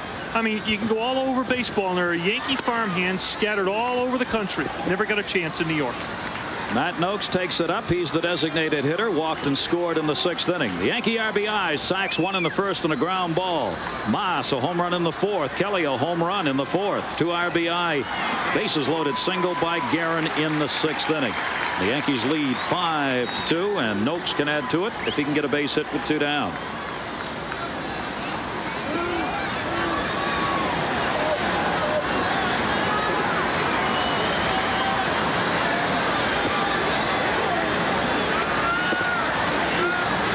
One the count.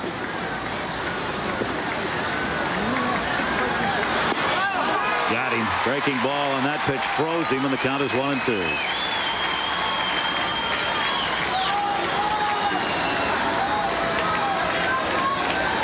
Nice snap here. Whoa. See the rotation, but when you're looking fastball, I think the problem is you don't see the rotation. That's why it baffles you so much. This is up high with that 2-2. Show us that again. This is what Nolan Ryan's done career-wise statistically.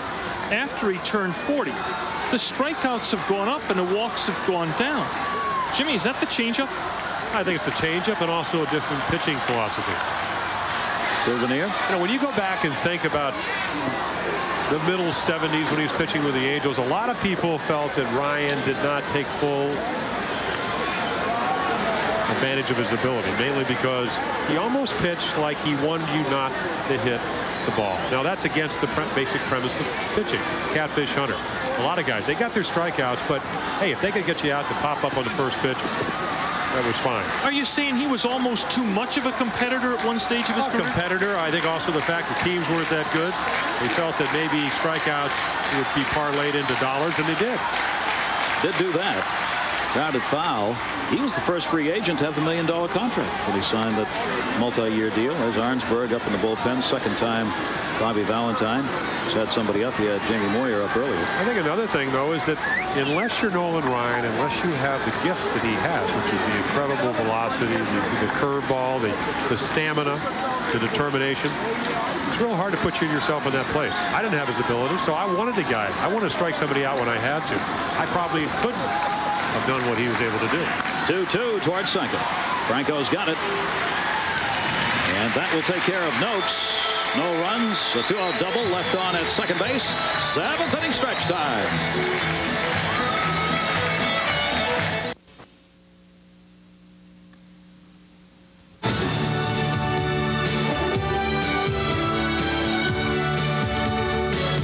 You know all about his strikeouts and his wins. Did you know about his home runs? That one came off 300 game winner Don Sutton of the Dodgers, April 12, 1980. Nolan Ryan's first ever home run. And there was only one other. That one off Charlie Palaio, a 3-run homer in Atlanta, May 1st, 1987. The 2 dingers for Nolan Ryan.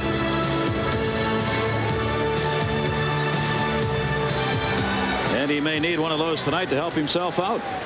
7th inning stretch, fans settling back in, waiting, hoping. The Texas fans, New York leading at 5-2 as we go to the bottom of the 7th. Buechele, Jeff Houston on the top of the order. Pettis. Gentlemen, there's a chance Nolan Ryan could be finished for the evening. The Rangers have just gotten people up to throw this inning. Now that might be, let me caution you, that might be Gary Milkey just back from the disabled list getting some work. Or it could be Milkey getting ready to replace Ryan next inning. Lapoint misses up high. There's the bullpen. That's the 3rd Texas pitcher up in the pen. Yeah, well, as emotionally involved as Bobby Valentine, Nolan Ryan is, and the fans here, you still want to give him the best shot. He's not going to win tonight when he pitches against Milwaukee. That one is a 2-ball, 1-strike count on Buechele, whose single came in the 4th inning. 5 runs, 9 hits for the Yankees. 2 runs, 7 hits for the Rangers. Texas Rangers have stranded 5 in the game, only 2 in scoring position. Kelly, he misplays the ball. Roberto Kelly is going to go back for this one, and Buechele is going to end up at second base. And the Yankees have played more often than not just like that this year. It'll be a double, but it should have been an out.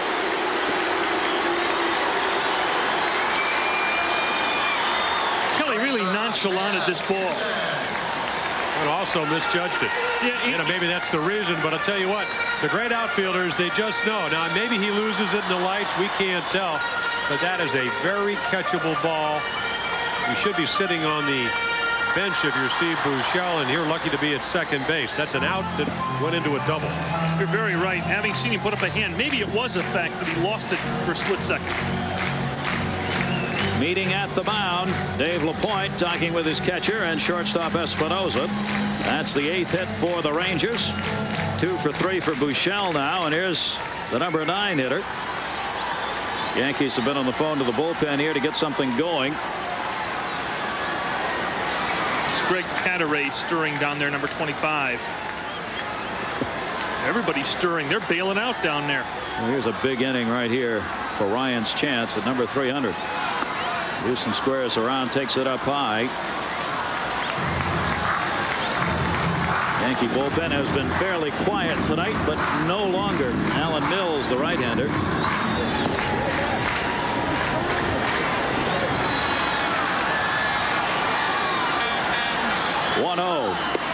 Houston tries the butcher boy, fake the bunt, pulled it back, takes the strike, 1-1. If the Rangers could get a lead right here, of course, the runs would go to Nolan Ryan, so he could come out of the game and have a lead, or could come back out with a lead, put him in that position to win it. They've got to come up with 4 to get in that situation. Lapoint misses down low, 2 balls and 1 strike. One of the intriguing things about Houston when they fished out of the Montreal minor league system is how good an eye he has at the plate. 31 walks, 31 strikeouts, which for a very young player is a very, very fine figure. Well, I like the way when the count was 1-0, he was going to really just take a pitch. He's bunting for the base hit, fouls it off. Because he knows what his role is here. Down by 3 runs, 1-0, you want to take a chance of maybe walking. Of course, now that the count is 2-2, things change a little bit.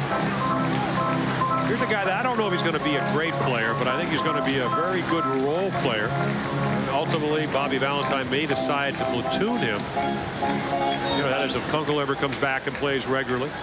But he's the type of guy with the approach that since he doesn't try to hit home runs, he should be able to hit left-handed pitching also. 2 balls, 2 strikes, nobody out. Buechele at second base. Lapoint, overhand fastball. That is a fair ball. Kevin Maas, Lapoint does not get there. Runner stops at third. Lapoint arguing. Buechele at third base. Here comes the skipper, Stump Merrill, to save his pitcher. Lapoint did not get a good break. I think he thought that ball was going to go down the line. So did everybody else. Maas made a great stop. And all Merrill's doing is making sure Lapoint doesn't get heaved. He lets it go very easily with Greg Koss, the first base umpire.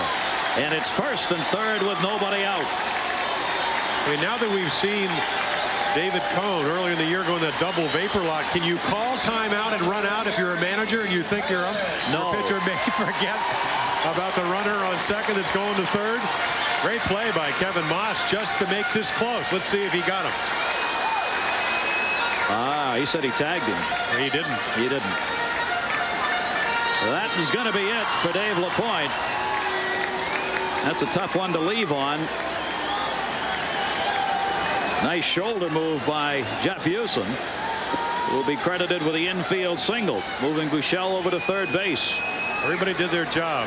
Kosk, the umpire, using the base runner. Kevin Maas, the only guy that didn't was Lapoint. It's a cardinal rule. Hit to the right side, you get over there. Now, and if he got over there, he would have probably still be pitching. Stump Merrill standing on the mound and hasn't made a decision. He's just standing there, and now the umpire is making the call for him. There's the play. Merrill's bullpen was not ready, so Stump came over and stood on the mound with Dave Lapoint. He was going to change pitchers, but he was going to wait as long as he could. Hendry came out there and stood around. Credit Dave Lapoint, who's also working on just 3 days rest with an outstanding start. He leaves with a lead, 5-2, 2 walks and 6 strikeouts.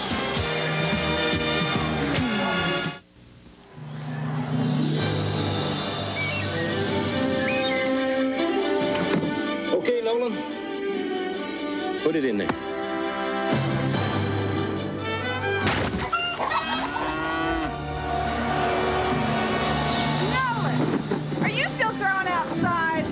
She's right.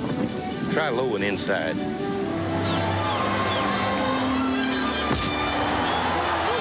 Feel the thrill again. Join us at the ballpark. The preceding message was furnished by Major League Baseball. Well, the tying run's going to come to the plate. Dave Lapoint, strong outing in this game. He had a complete game loss against Minnesota in his last outing. He'll just watch now. There he is. But he got it done. 6+ innings, 9 hits. There are the numbers. Now Harold Baines is coming up as the pinch hitter to face Alan Mills, the right-hander, on in relief. Runners at first and third, nobody out. Buechele and Houston the base runners. Baines the pinch hitter, and he takes the strike.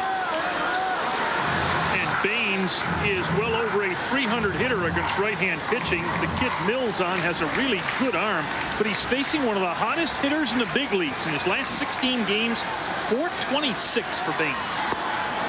Turns it over and gets the swinging strike. No balls, 2 strikes. One of those classic confrontations with good pitching, a guy with a good arm, be able to get out a good hitter. The only thing that I didn't like in the numbers, 21 walks in 29 innings.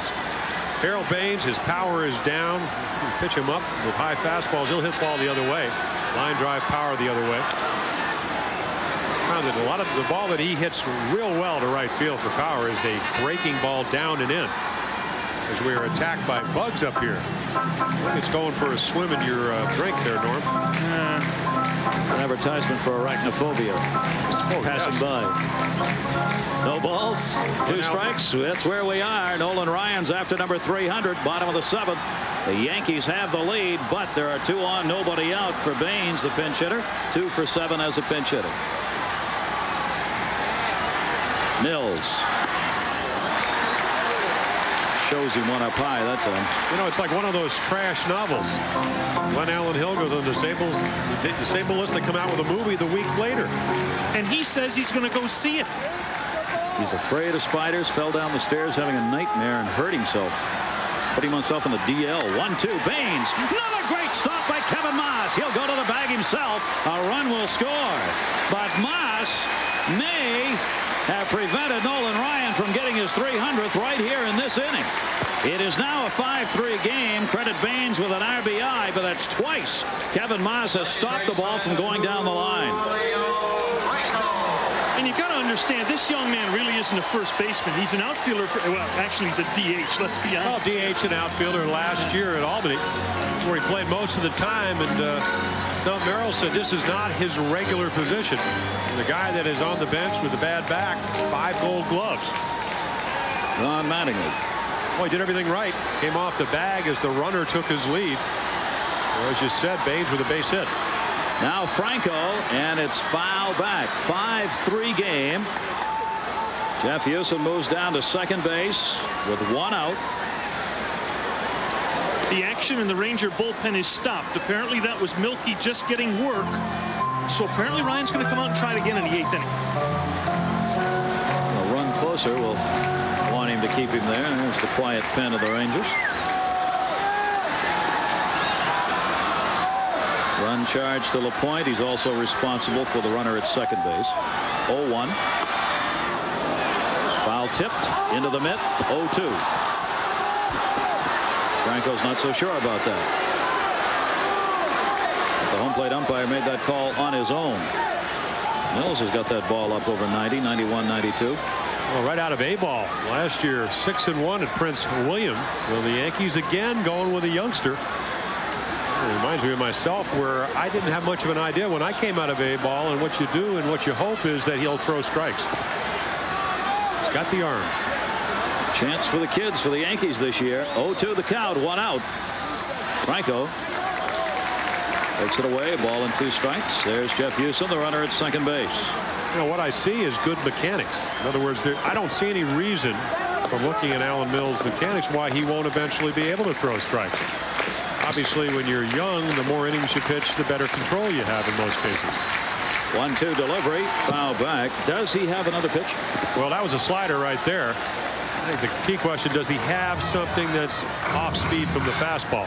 Hard slider, had hard fastball. If you make a mistake with it, the majority of the hitters in the major leagues are slider speed bats. In other words, they might be behind the fastball, but that slider that's maybe 6, 7, 8 miles per hour slower, they'll be right on it if you don't make a good pitch with it.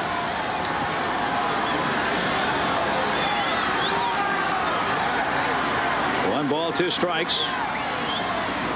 Houston with a lead at second. Hopped him up, could be trouble. No play on it. Zokar, the right fielder, going over. That'll send Jeff Houston back to second base. He was going to score on that if it fell in. He'd already decided it wasn't going to be caught. Jeff Houston. If you watch Jeff Houston for the year, I don't think he's finished 4 games he's played in with a clean uniform. Wally Backman kind of player? He's a Wally Backman kind of player. Well, you talked about Montreal. That's where he came from. If there any ball club that is getting more out of their talent than the Montreal Expos, a team that lost all those free agents, UB Brooks leaving. Credit Buck Rogers and company with that one. Also, I think you got to give a lot of credit to their minor leagues because fundamentally they're sound. You talk about Houston going all the way to home. Well, he knows because that's what you got to do when you're on the base. You got to look where the outfielders will play. You got to know whether instinctively the ball is going to be caught or not. 1-2 delivery by Mills, and it's fouled off again by Franco as this battle continues. You don't think the Yankees have a book on Julio Franco? They play him as one of baseball's dead pull left-hand hitters. The center fielder is way over into right center. And Gary, I don't recall seeing a right-hand hitter given more of the left field line in this league ever than Franco. They're playing him where they think he's going to hit it. Now the key is, can Mills pitch to the way the defense is stacked? And that's what pitching is all about. Well, that's the proper way to play Franco. Oh, yeah. The left center field alley and the right center field alley are his zones. Mills worked last night, faced one batter, walked Sierra, and came out of the game. Here with a 1-2 count on Franco. And a timeout taken by the batter. And Franco's not very happy himself as he steps out. Apparently he thought he asked for it a lot earlier than what Ted Henry, the home plate umpire, called it. How does the pitcher feel about that? Well, let me tell you a story. I talked to Alan Trammell yesterday in Detroit. I said, what about Ryan? He said, well, I'll tell you what, in an instance like this, he said he took so long I backed out. Umpire called time. And he just about threw the ball. He had to stop. He walked off the mound. He said you could get drilled for doing something like that. Here's the 1-2 again, and the slider misses away. 2-2. Allen said, he said, I tell you what, he has this way, Nolan, of looking at first and delivering the ball to home, so he wasn't looking. And all of a sudden, he had to stop his windup. And I guess that's another way of intimidating. But I tell you what, Nolan didn't like it. Don't want to get him upset. Ryan has hit 2 this year, by the way. We keep talking about intimidation. The other 50 got out of the way. That's right. 2-2, pick off, Mills throwing. Yeah. Spinoza moved in. But they don't give us the category for number of batters frightened during a season. Well, they were all frightened. Well, they did that. They did the thing in Sports Illustrated about the most feared batters. They got Gooden over there and Fernandez in the National League, Saberhagen. Well, Saberhagen's got such great control. How about a guy like Nolan that's throwing 95 and doesn't sometimes know where it's going? My favorite still is Ryan Durr. Or how about Dibble? Yeah, same thing. He doesn't know where he's going. 2-2. Inside, and it's a full count. 3 balls, 2 strikes to Franco with Palmero on deck. 5-3 Yankee lead. If Rob's listening, I want him to know that Norm Hitzges said that. Hey, he may throw one in the booth at 100 miles per hour. There's Palmero. He's waiting on deck here as Franco. There's Palmero. Franco just wants to get on for Palmero's bat. 3-2 the count. He does get on. Mills walks. Franco and the 45,000 plus here at Arlington are in it because Nolan Ryan, who's waiting on the bench, is behind by 2 runs, and they are potentially on right now. And Dave Lapoint, the Yankee starter, is headed to the clubhouse. Stump Merrill headed to the mound, and we may get Cataray to face Plunk. But, gentlemen, that was a terrific at-bat by Franco, who battled out of a deep hole. Fouled off some pitches, stepped out on Mills, and that's going to be it for Mills. So Mills works to just 2 batters. Baines on the ground out, and the outstanding play by Kevin Maas at first base, and now has walked Franco, and that sets the stage for Palmero. And now the great Nolan Ryan demonstrates his pitching technique. The big metal shaver. It's great. How about that? And you know, Jim, it's pitches like that that'll get him into the Hall of Fame. Boy, you said it, Mel.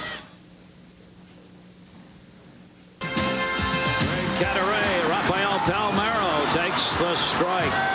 It's interesting here with Cataray on a left-hander. Palmero's batting .337 against lefty. What he doesn't do, though, is drive the ball against lefties. He'll spray the ball against them. You can always see Ralphio get a base hit to left field. I don't mean always, but that's what his philosophy is. Got away from a little bit towards the end of last year. And won't get one there. Larrett's in foul territory. Puts it away. Runners remain at first and second base. Big out. Palmero 2 down. 2 on. Right fielder Ruben. And unhappy camper. Here's a guy that Sierra might be able to handle. Cataray doesn't have the slack that Lapoint does, the in and out, up, down, change speeds. Cataray's pretty much of a hump it type pitcher, Jim, and that's the type Sierra hits. Definitely. Ryan is in the dugout. There's Nolan. Comes back. You know, he could be in just getting, don't want to go inside a cold locker room, but in maybe getting some hot stuff on his back. But talking about Cataray Sierra, Cataray slider, fastball, power pitcher, occasional forkball. He will come at you. He's more like to challenge Sierra than Lapoint was. There it is. Came right at him. You know, out over the plate. If you're better than I am, hit it. Hit it. Ryan hoping. Yankees lead it 5-3. 2 on. A run in here in the inning. Sierra 5 for 13 career-wise against Cataray. Cataray the fastball away. When Sierra's in one of these slumps, he tends to start his timing mechanism early. He lifts the foot and he gets out ahead. He tries to jerk everything, and you can get him out with the ball away. 4 for his last 27, hitting .264. Fouls it back, and ahead on the count goes Cataray. 1 ball, 2 strikes. Well, when you do that, there's nothing left. And when you talk about Strawberry, he lifts his leg, but it's where you put the leg down that allows you to hit off a firm opposite side. So when Strawberry is struggling, if you take a look at Nolan, Ruth looking on. Well, Alvin, Texas. Sierra simply can't cover the plate when he gets out ahead. He can't cover the outside corner. 1-2 delivery. He got it in there. He got it to deep center field. Deion Sanders has room near the wall. Will put it away. On the warning track as they were up in Texas, but they are back down. Now Ryan is up. We go to the 8th. Nolan Ryan looks in for the sign. Now he goes into the motion, and here comes the pitch. The big metal shaver. It makes me look good every time out. Wow, what a pitch. Nolan's never looked better. Friday night, the Boston Red Sox try to tame the Tigers and the Reds battle the Giants. Or in some areas, the Rangers face the Blue Jays and the Astros meet the Padres. Friday night, live on ESPN. These are still men playing a little boy's game, and it's the intensity that makes it that way. Take a look at the reactions on this fly ball out by Sierra. Ryan on the bench. First baseman Kevin Maas. Yeah, that's about it. Wait a minute, there's one more word coming. Even in Alvin Texas, that's all right. And so's that. Just a couple of dams. That was the Spanish for dam, by the way. Ooh, he got a hold of it. So Dave Lapoint still with a chance to win this game now as the Yankees bat in the top half of the 8th inning. Maas, who had the home run, is 7th in the 4th. Rookie putting up some numbers. He'll be followed by Larrett's and Kelly here in the 8th inning. A good baseball game. And all the intensity you'd expect with Ryan going for that 300th and the Yankees trying not to be the victim. Inside corner 0-2. Jimmy, this kid, Kevin Maas, is a terrific-looking kid. Cecil Espy, who supposedly was placed on waivers by the Rangers, is in the game after Baines hit for Pettis. He's supposed to be out of here. I claimed you. No, must still be on the waiver wire. This would be weird if he did something to win the game. He was announced as being on waivers. 0-2 to send him down. Maybe they're still going to, but he's got another day to go or something. 1 ball, 2 strikes. Jimmy, about this kid, Maas. Well, look, check his body out. It's a great-looking kid. Is this Jim Palmer's successor with Jockey? Huh? Possibly. Maybe. Going to be his agent? He won't have to have the Sansa-Belt line that they're coming up with. 1-2, and he waved at that one. I think you distracted him that time. Oh, yeah. Ryan now has 8 strikeouts in the game. Yeah, waved an endorsement contract in front of his eyes. And Rookies can't take that, especially when they're at bat. Watch this ball move, though. That's to me just a changeup that he turns over. You talked about Lapoint turning it over. Look at him reach out on front. We saw what he could do with the fastball. Ryan, some quick adjusting. Struck him out the last 2 times. Curveball, changeup. Jim Laird's coming up, single and scored in the 6th inning. And the rookie takes the breaking ball down low, ball 1. We're now past 125 pitches. There's that bug. That bug you were talking about? Oh, my. Expando plate. 1-1. Sansa-Belt strike zone. I mean, keep plugging that company. I've never worn this stuff. What do you? Come on, will you? Here's the 1-1. 1-2. Which reminds me, Jay Johnstone, one of the announcers for the New York Yankees, wanted to make sure to say hi to his dad, Jack Johnstone, who just got out of the hospital in Hemet, California. We hope you are well after the operation, and your son says hello. The 1-2 and a check swing. Ryan. 2 down. 2 away here in the 8th inning. We got to give a Major League disclaimer and a Yankee disclaimer, Gary. ESPN wants to thank George Steinbrenner and the Yankees for a special appearance allowance for us to do this game. The opportunity to bring it to you in this copywritten telecast presented by authority of Major League Baseball may not be reproduced or retransmitted in any form prior to midnight without the express consent of Major League Baseball and that couple at the Dome.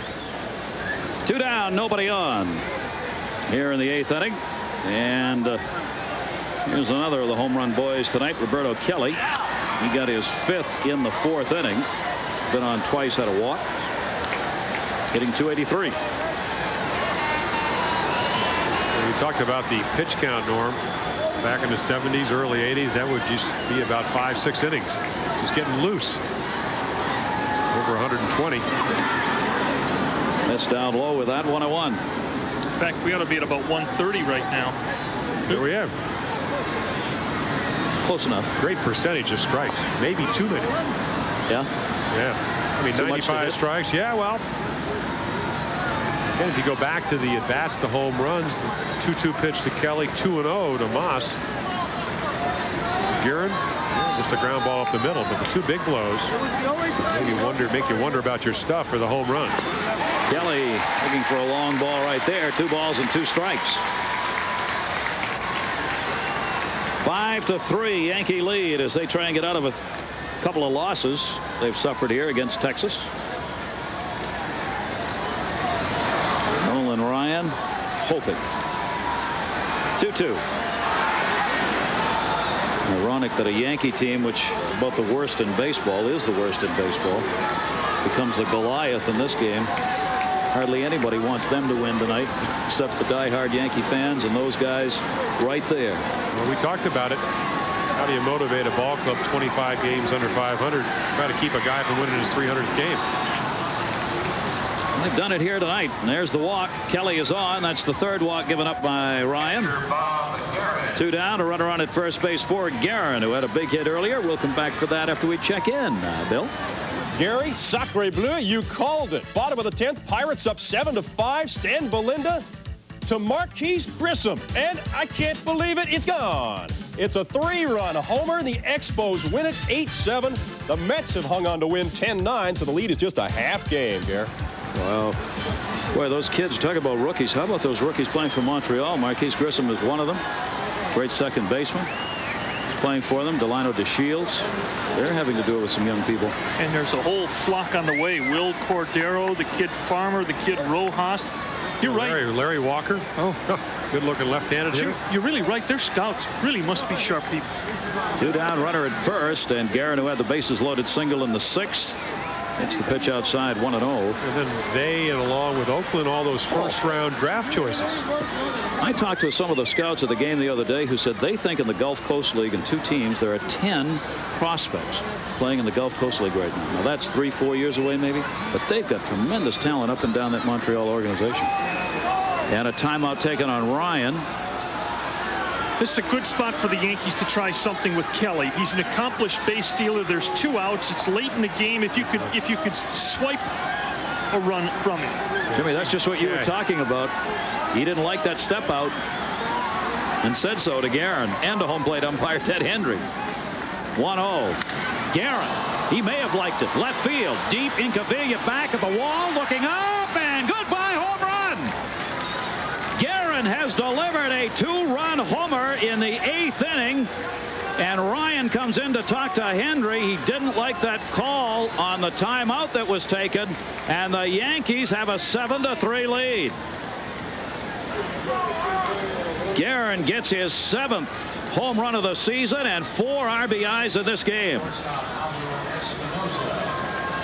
Again, Ryan with the ball way up in the strike zone, right up in the batter's eyes.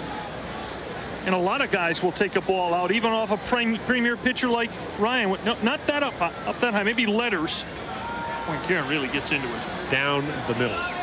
Outside middle. Well, that's where Geren's strength is. I think if you look at anything, it's his 4th RBI tonight.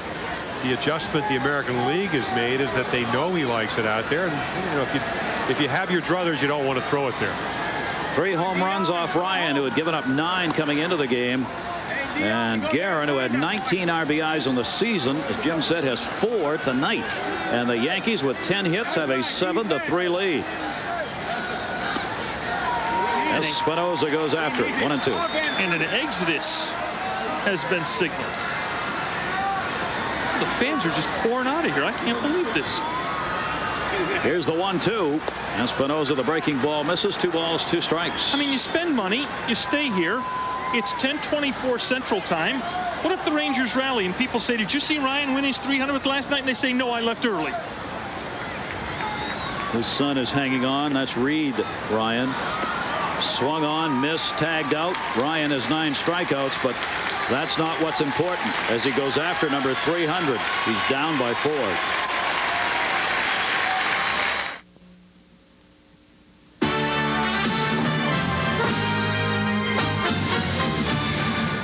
Our Budweiser storyline right there. Nolan Ryan trying desperately, but the home runs of the Yankees have really helped. Maas, Kelly, Geren, a big night, a home run, a bases loaded single. Dave Lapoint, outstanding start for Lapoint. And you just sensed, here's a team Ryan has not lost to in 13 years. 7-0-2 in his last 9 starts against them. Fans gave him a standing ovation as he left after that last half inning. He puts the jacket on. It looks like Nolan Ryan is done for the night. Well, the other clue is that fellow right there. This is the closer for the Rangers, and they don't get Kenny Rogers up to just loosen up. When Kenny gets up, Kenny comes in. I think it's safe to assume Ryan's through for the night. There are the K's, 9 of them tonight. Next Wednesday night, another great ball game for you here on ESPN. The Chicago White Sox, whoever would have thought, they will be at Fenway Park to take on the Boston Red Sox, and we will be there to bring it to you. And the regional game involves another team involved in it, Toronto. They will be playing at Baltimore. That's all coming up next Wednesday starting at 7:30 Eastern right here on ESPN. In fact, that's 2 teams involved in it in the East, Toronto and Baltimore. Yeah, everybody's involved in it except the Yankees of the East, right? Milwaukee, what did they do today? They lost to Roger Clemens. Somebody from Texas is having a good night. They shut him out. Clemens winning 2-0, but they were only 5 back. Well, the only here's Rigetti on. Hello. Dave Rigetti in for Cataray, and this is a save situation for Rags. Incaviglia, Doherty, and Stanley. Rigetti putting some saves up this season, and for the Yankees, they've finally been able to get him into some situations where he has the opportunity. He's got 20 saves. He failed to save a game twice. So that's a little bit better than last year. Failed 9 times last year. Hasn't had as many opportunities, so maybe they've had a chance to use him a little more prudently. Incaviglia batting .248, just taking it as Texas has got to get some base runners on. Well, let's face it, there's not much to save this year in New York, Jimmy. No, not at all.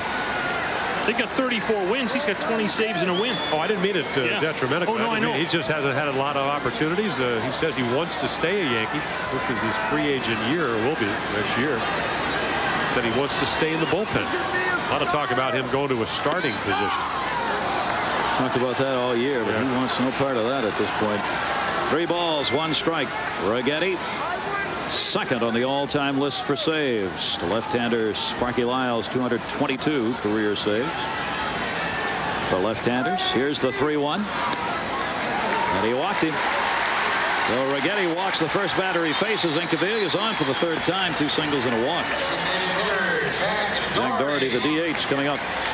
Lapoint, 6+, 3 runs, 9 hits, 2 walks, and 6 strikeouts. Alan Mills, 1/3 of an inning and a walk. Greg Cadaret, 2/3 of an inning, and got the 2 batters he faced. Now Righetti. Righetti's had a pretty good career against Texas, but they've a couple of times in the last couple of years, they've lit him up pretty good in this park.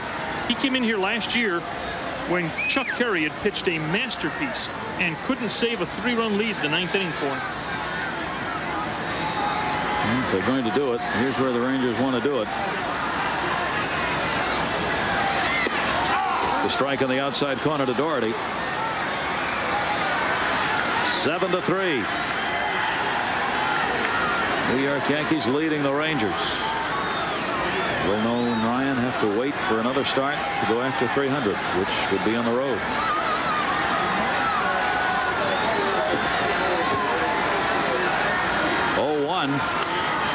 Fisted foul. 0-2. Well, Righetti came up. In fact, one night I'm running in the outfield when I was still pitching with the Orioles, and I'm watching him throw on the bullpen in right center. And it was like somebody handed him a gift. I mean, he had the terrific arm speed. He had 4 pitches. Doesn't use all 4 as a reliever, but as a starter, like when he pitched the no-hitter. Good curveball, good slider, changeup. Now, when he gets in problems, up in the strike zone. He throws a strike like he did to Doherty down, will be effective. He'll take some off right there. Waste one there. 1 ball and 2 strikes on Doherty. Announced crowd of 41,954.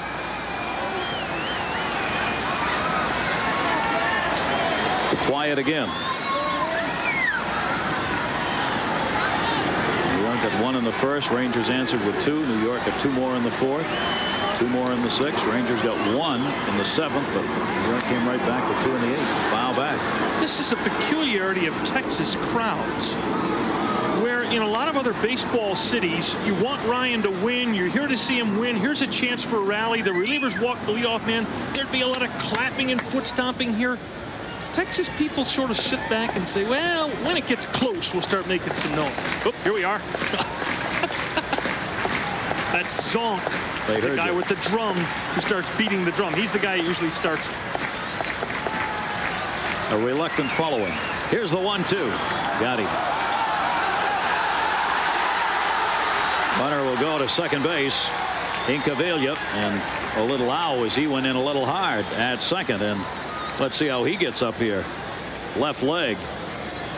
Guys, as Incaviglia walks around, let me ask you something. That is his tobacco tin in his left back pocket. Why? Why?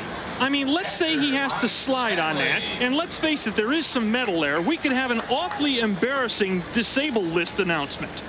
Pete Incaviglia, 15 days, disabled buttocks slit caused by tobacco can.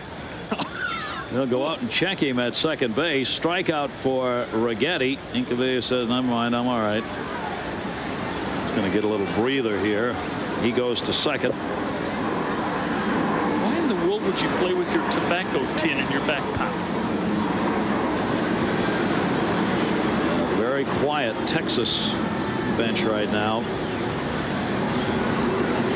Bobby Valentine also on his way out to check on Incaviglia.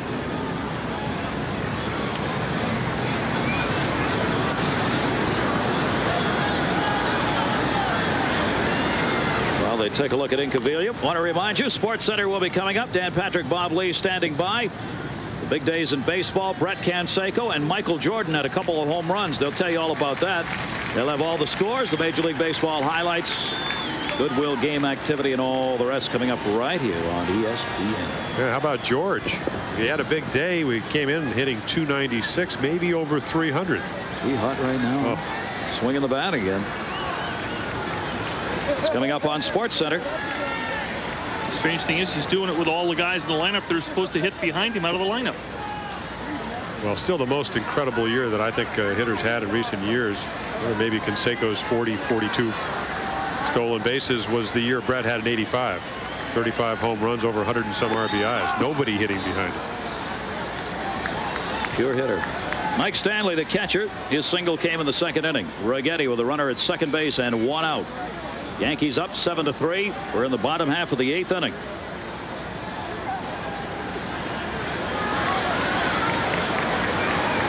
One by Rags is foul back. 0-2. I think I'll take that back. How about Mitchell last year? Kevin, 47 home runs. Ernest Riles hitting right behind him. Why did they ever pitch to him, Norm? Tell me. I don't know. Until Matty Williams came along late in the season and really started hitting the ball. Who knows? But who knows why they pitched to Cecil Fielder for 3 months in the American League either. Well, let's see. Who's batting behind him? Larry Sheets. Yeah, they fear Chet Larry. Lemon, he had a 3-run home run last night. He's hot. No balls, 2 strikes. Righetti jams him, and it's fouled off. Stanley remains behind on the count 0-2. Geren will go out to have a word. Cecil hit another heat-seeking missile last night, didn't he? Oh, I'll tell you what. He hit the ball. I was doing a game with Brooks Robinson. He hit the ball that it was like when I pitched. You know, when you really get that one that you throw about 450 or whatever, you just sit, you know it's gone. You watch it all the way. As a broadcaster, I thought it was going on the roof. He hit it so high that it came down and just apparently missed the roof by about 2 feet. Only 2 balls hit over that roof. What a season. In left field. 32nd home run, I think 82nd RBI yesterday. Yet Canseco's right behind him. Oh, yeah. What if Jose was healthy? Playing the whole season. Or what if they move the fences in 10 feet like he wants them to do? He doesn't need that. He's making $30 million. $30 million. $30 million a year. Here's the 0-2 delivery. Runner at second base. Popped up. Right field. Zokar moving over. And there are 2 down. Incaviglia stays at second base. 2 down here in the 8th inning. That'll leave it up to Steve Buechele to try and get Incaviglia home. Well, it's fairly obvious the Rangers aren't going to get the 4 to tie this inning for Ryan. But if you're thinking of getting him off the hook, that's a run at second base you want to pick up at the bottom of your lineup. If you could just scratch it to 7-4 here, you'd get around to the top of the lineup down 3 in the 9th. Buechele, see the struggle he's had at the plate, but tonight, double and single and a run scored. Oh, what a quiet Texas bench. And they're all up on the steps looking out. But knowing this one is getting away. Righetti, that's going to be a base hit by Buechele. He gapped that one. Incaviglia will score easily. Buechele's going to go for 2. Roberto Kelly's throw not in time. And it's a 7-4 lead for the Yankees. Incaviglia crossing. Big night for Buechele. 3 for 4.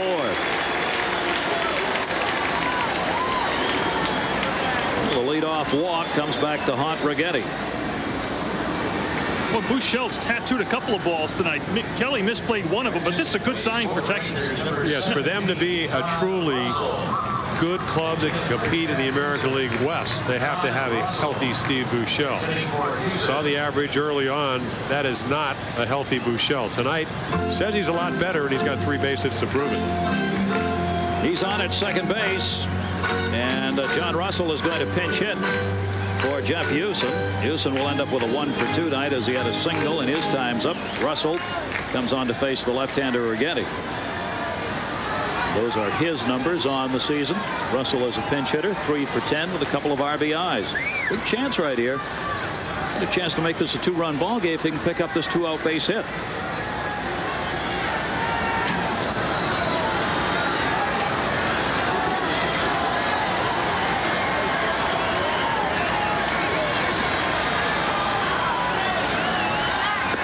Getty misses outside. And have they made the decision that Ryan will not come back?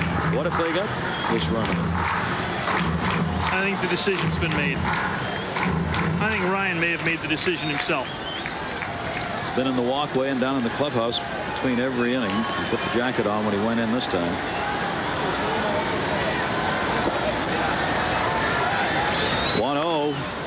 Russell fouls it back. 1-1. Just to start the rush to the box offices in Milwaukee, the next Ryan start should be either the 30th or the 31st. Now, normally it would be the 31st, but because the Rangers disabled Mike Jeffcoat, nobody's quite sure what Bobby's going to do with his rotation, and Ryan threw a lot of pitches tonight. I would still assume they'd give him 5 days off, and he'd start the 31st in Milwaukee, and then the next one would be scheduled at home the 5th of August against Toronto. Valentine said he would wait till after tonight's game before any decisions on starters would be made. 1-1 delivery by Righetti. Russell taps that one to second base. Sax is over. And that will be the inning. In the 8th inning for the Rangers, they pick up a run on a hit, leave a runner on at second base. Righetti's looking for the save. Number 37, Kenny Rogers. Last time Nolan Ryan lost to the Yankees was May 14, 1977. He could lose this one. Kenny Rogers is on. There'll be no 300th win tonight. Rogers relieves him. Don't be deceived by the 4.25 earned run average of this kid. He started a couple games early in the year, and he had one of those 27 runs in a third of an inning outings that balloons your ERA forever if you're a relief pitcher. Last 29 games, this guy's earned run average is 2.36, and he's converted his last 6 save opportunities. Gary Houston came out for a pinch hitter, so Gary Green's at short. And the Yankees with a 7-4 lead. We are in the 9th inning. Deion Sanders scored a run in the first. Hate to see the closer, Jeff Russell, be on the DL with bone chips taken out of his elbow, but it will help Kenny Rogers to have the experience that he's going to gain this year. Formidable bullpen if Russell can come back and throw like he did last year. This guy is a real tribute to scouting. What some people will see in a kid, even though everybody else looks at him and says he's not a prospect. Sanders steps away on the 2-0 count. It goes to 2 balls and 1 strike. 159 batting average for Deion Sanders, despite a triple and a single tonight. A scout named Joe Marchese convinced the Rangers to draft this guy in the 38th round. Center field. Espy is there and hauls it in. 1 away in the 9th inning. Jimmy, when this guy was drafted by the Rangers, he was 130 pounds and was a left-hand throwing right fielder and shortstop that Marchese liked because he said he had a nice fluid motion, and when he grew up and filled out, he thought he could be a pitcher. The toughest job the scouts have to do is forecast the future. I mean, not too tough when you got a guy like Ben McDonald throwing 93, 94 with 3 or 4 pitches. There aren't many of those, though. Here's Sax with 1 away, and he takes the breaking ball. I mean, Ben pitched a terrific game on Saturday night for the first major league start, first shutout.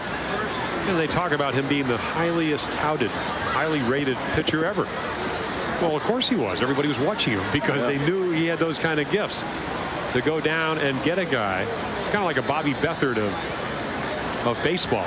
You know, get the free agent that nobody wants and see something that is going to be able to help you. I like Kenny Rogers because he's got a live arm. Control, he could work on his control, and that may come with experience. 2 balls, no strikes, 1 out. Nolan Ryan will not get his 300 as he's out of the ball game. 8 innings, 7 runs, 10 hits, 3 walks, and 9 strikeouts. He gave up 3 home runs. And that's a strike delivered by Rogers. 2 balls and 1 strike. So he'll have to wait for his next outing. Go for number 300. And the fans obviously very disappointed. Credit the Yankees. They were not going to roll over. This is one of the biggest offensive nights they've had in a long time. Remember, they come in batting 183 on this road trip in the first 6 games of it. Well, you said it, worst offensive team in baseball. Struggling, can't score a run. You wouldn't tell that from the way they went up there and aired it out against Nolan Ryan. That's baseball, isn't it, though? Well, I mean, look at the Orioles, lifetime. You look at Stump Merrill. 5 and 16, Nolan Ryan is against the Orioles. Yet he no hit him back in 1975. Yep. That's to short. Gary Green will commit the error. Just came on. The first ball hit to him is an E6. First error of the game. He got a bit of a bad hop here, but this is one of the 3 or 4 best shortstops in the major leagues. This kid is an incredible fielder. I know he doesn't look it on this play. Did everything right. Caught it out in front of him. Just did not come up with the hop. Former first-round draft choice of the Padres. They really thought Gary was going to be. Yeah, if he could hit, it'd be something. Oh, he would, because he can really pick him. One away, runner at first. And here's Jesse Barfield, who's going to pinch hit for a Zokar. Barfield had a meeting before the game with Stump Merrill. That's Barfield as the pinch hitter. Zokar had a double and a single. So he had a good night. Barfield's struggling. And the pitch is inside for a ball. Those are the numbers for him. Not what the Yankees need from Jesse Barfield in order for them to be successful. Tell you what, though, with a club that's struggling for offense, to put 12 homers and 40 RBIs on the bench every night's tough to do. I think they are planning for the future. Yeah. If I was Jesse, that would tell me maybe I'm not in their plans. He's had just one hit in his last 20 at-bats. Runner at first base, Sax. Don't forget, SportsCenter's coming up right after our ball game. Dan Patrick, Bob Lee will be there. Big day in baseball. Yes, that is the Michael Jordan of the Chicago Bulls. And yes, he can hit a baseball. You'll see him do it. And all the highlights from very big games affecting the pennant races. Now, did you see the highlights? Yes.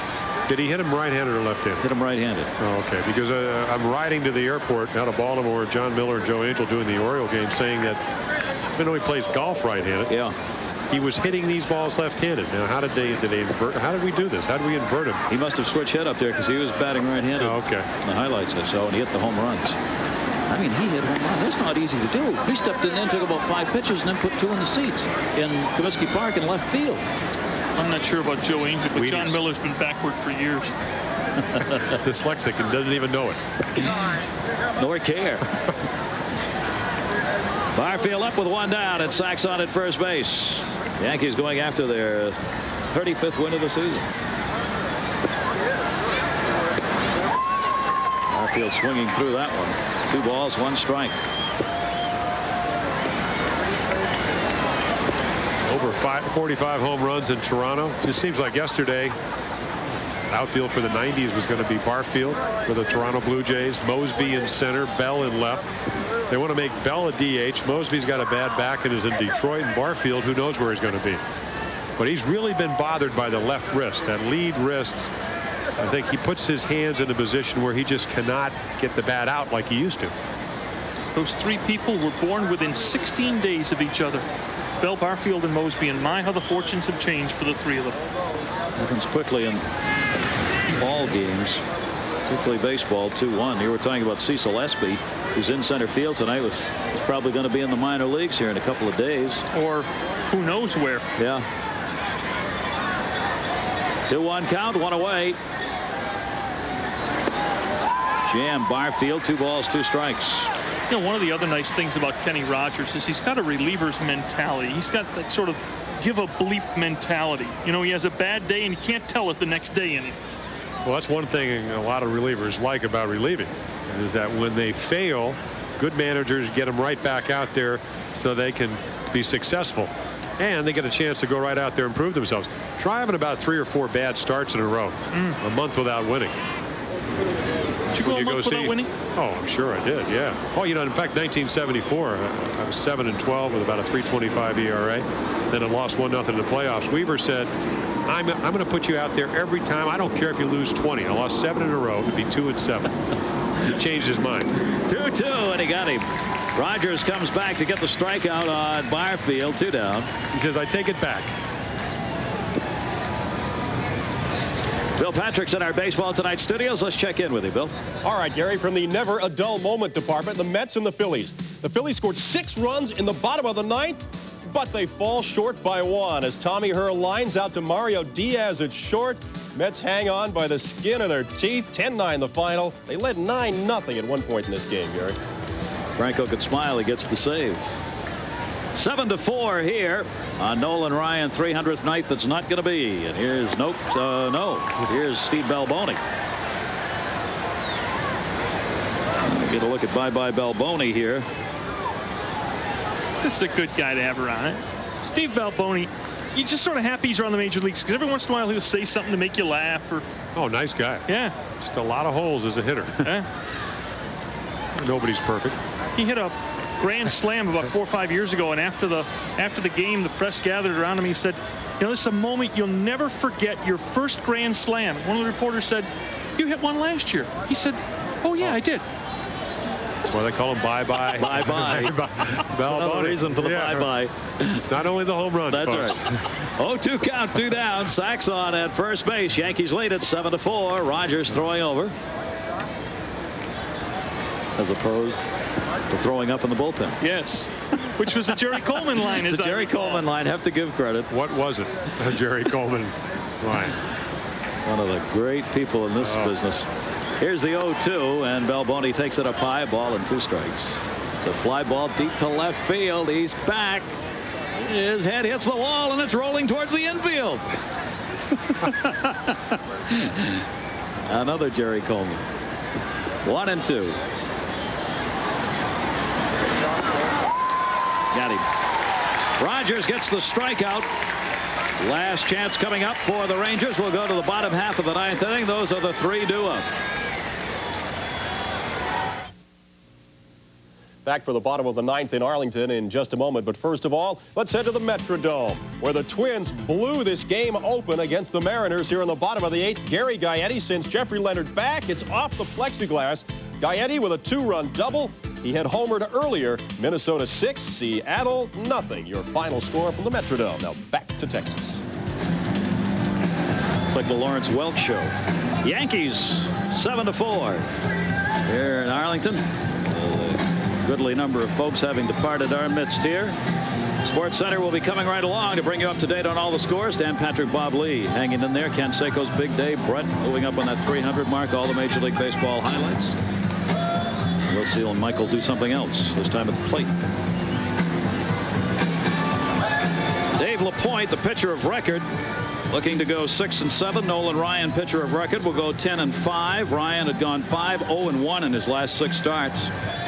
And as we mentioned, hadn't lost to the Yankees in his last 9 outings against them, so 13's an unlucky number. He hadn't lost to the Yankees in 13 years. He's going to lose to them here tonight. Jesse Barfield is staying in the game. He's in right field. Cecil Espy, who's batting in the leadoff spot, will start it out here in the 9th inning. And Barfield in right for Zokar.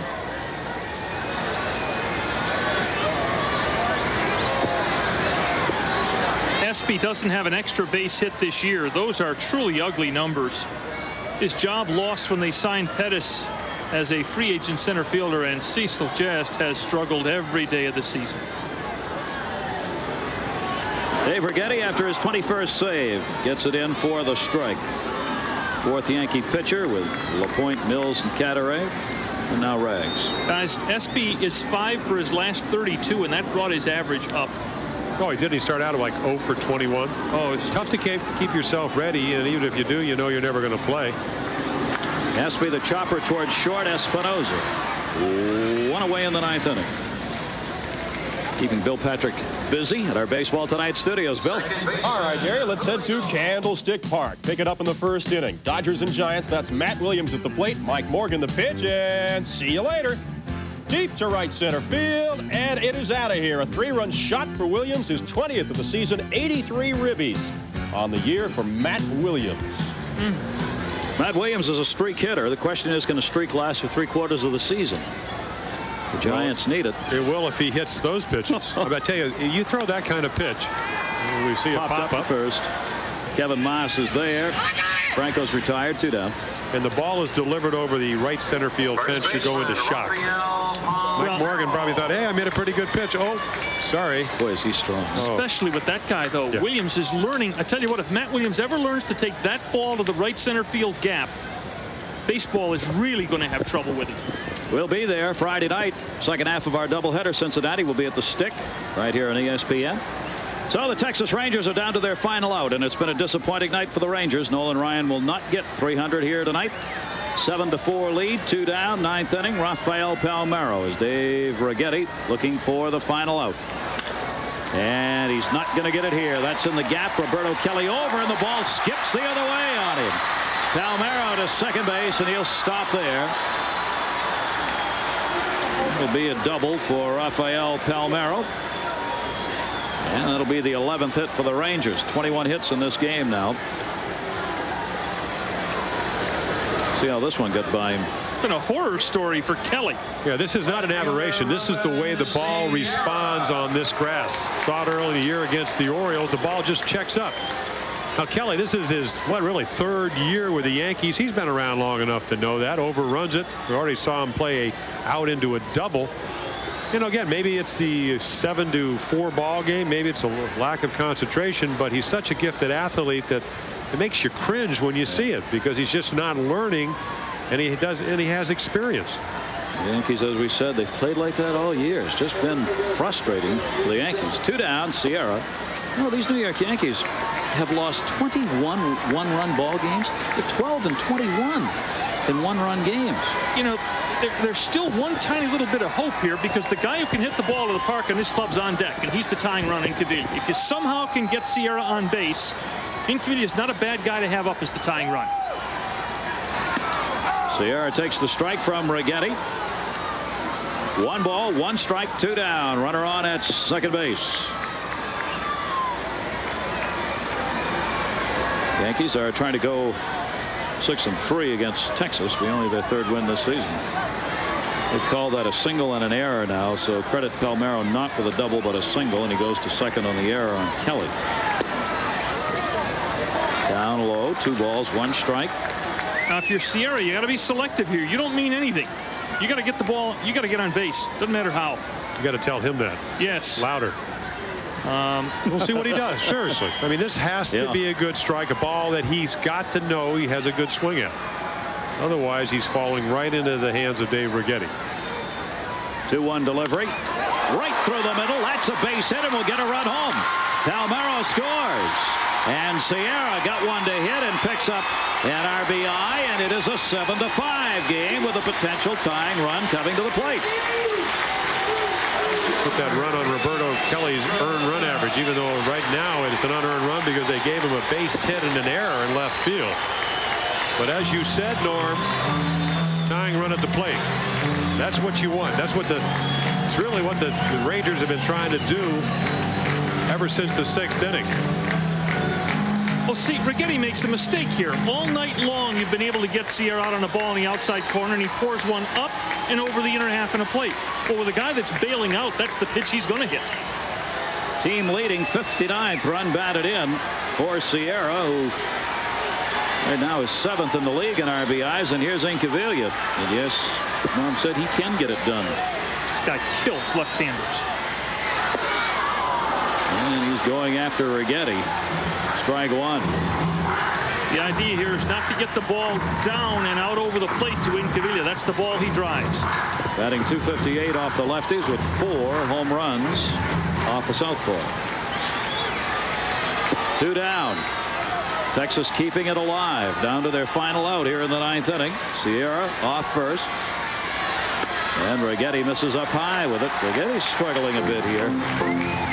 One thing I've seen about Dave Righetti is that in the old days, he could throw the ball in the middle of the plate and still get you out. He cannot make mistakes. Made a mistake to Sierra, hit it right back at him. Made a mistake to Palmeiro, he hit it in left field. If he makes a mistake to Incaviglia, especially 1-1, if he gets behind the count, he's going to have a good swing. Incaviglia a little bit away from his power zone, and it's 1 ball, 2 strikes. But that's where you want the ball, Incaviglia. You want it waist high or above. He doesn't hit that ball well. Especially out on the black like that was, running away. He's a hitter much like Ron Kittle is. The ball down, Kittle will just drive that ball, but the ball up, he doesn't seem to be able to really drive that ball well. It's a classic pitch that you see well, but it's difficult to get on top of.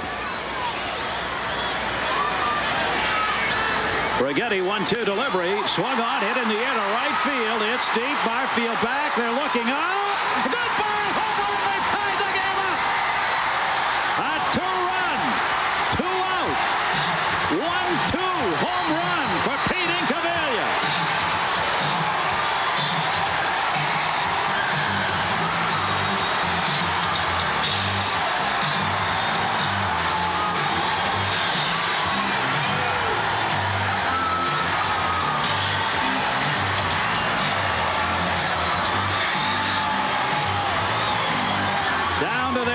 ball strike, and those who stayed get a treat. Incaviglia's 16th home run. He has a 4 RBI game. Well, they do for Ryan what they've been trying to do all night, which is get him a lot of runs, but it comes too late for Nolan, but not too late for the Rangers. So Ryan will be non-decision, and so will Dave Lapoint. And Righetti does not pick up the save. 7-7, 13 hits for the Rangers. Doherty inside the designated hitter. Take a look again. Remember we told about the power zone of Incaviglia? Look at this pitch. Belt high and over the inner half. You just can't put that ball there, Jim. Well, you can if you want a guy to have a good swing, and he didn't mean to do it. His control has been spotty all night. You just can't throw basically off fastballs and then to a power hitter make a bad pitch. You're right. He made a bad pitch and he paid for it. Well, he's given up 6 home runs this season in relief. That's not good. In only 32 innings pitched. 1-1 the count, 2 down, so it's a brand new ball game. Foul back. A year ago this past Monday night, the Yankees took a 4-run lead at the bottom of the 9th inning. They lifted Chuck Carey. They brought in Righetti, and Ruben Sierra hit a 2-out, 3-run homer to tie it, and the Rangers won it the next inning. 1 ball, 2 strikes, 2 down, 7-7. 3 runs in, bottom of the 9th inning for the Rangers to tie it up. Doherty swings through it. Righetti gets the out, but he doesn't get the save he wanted, and we're going to the 10th inning.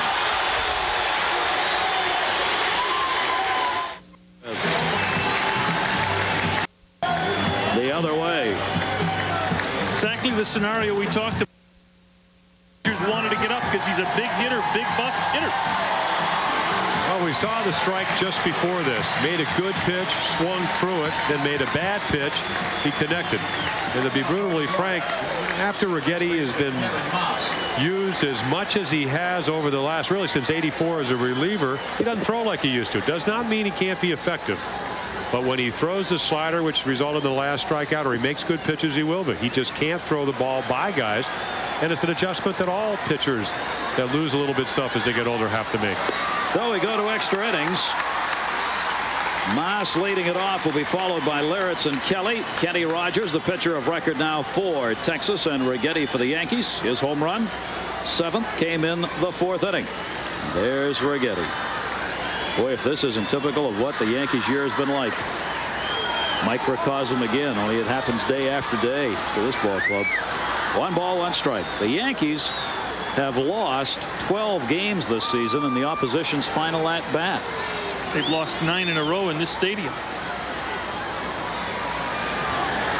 1 ball, 1 strike. Rogers missing outside. 2-1. Extra innings this season. New York's 3 wins, 6 losses. Texas 2-5. Yeah, traditionally over a course of the season, I mean, phenomenal numbers for teams that take leads into the 9th inning. I mean, like 85-1 for the A's because they got Eckersley. Yep. All good ball clubs usually win those games. You're talking 98% of the time. Even after 7 innings. Oh, yeah. You've got a lead. You see the numbers. In fact, they're usually on every stat sheet when you come into a ballpark. They're just phenomenal numbers. Well, and Righetti, unless you're the Yankees. To be fair, Righetti's had terrific numbers in those situations this year. Well, 20 out of 22 until tonight. So now it's 20 out of 23. That's a real high percentage. Rogers gets him swinging. Maas goes down, and Rogers has his 2nd strikeout. Struck out the Belboni to end the last inning. In fact, he's got 3 strikeouts. Kevin Maas right on through it. So let me give 1 more to Kenny Rogers. 3 strikeouts now, and that'll bring up Jim Liritz. Singled and scored in the 6th inning. Is that a dozen tonight for the pitchers combined? Because Ryan had 9. That's what it'd be. Oh. Floated that one in. Well, see, that's what makes a lot of people think in this organization this kid could be a starter someday. He really has 3 pitches. He's got a nice live fastball, he's got a nice slider, and he's learned the off-speed pitch. Yeah, he struck out the last strikeout of the last inning.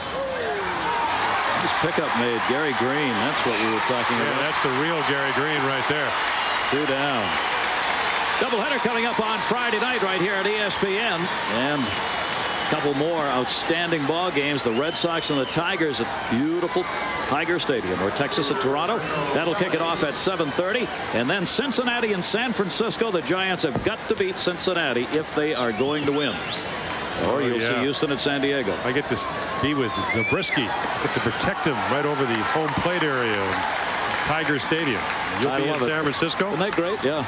You're going to do that game. Oh yeah. First game of the doubleheader. Would Zabo? Man, what a great yard. I think the Red Sox can get it together. Tigers a lot better this year, obviously. It's because Sparky changed his name. Yes, it's now George. George. Yeah. You know, everybody talks about, gee, here comes Baltimore, here comes Milwaukee. You know, there's Boston. Nobody ever mentions Detroit that 6-5 games out of first place. That's because Sparky said you can't talk about them being a contending club till you get to 500. Grounded down to third. Steve Buechele. And the Yankees are gone in the 10th inning as Rogers retires the side in order. Rangers get a chance to win it.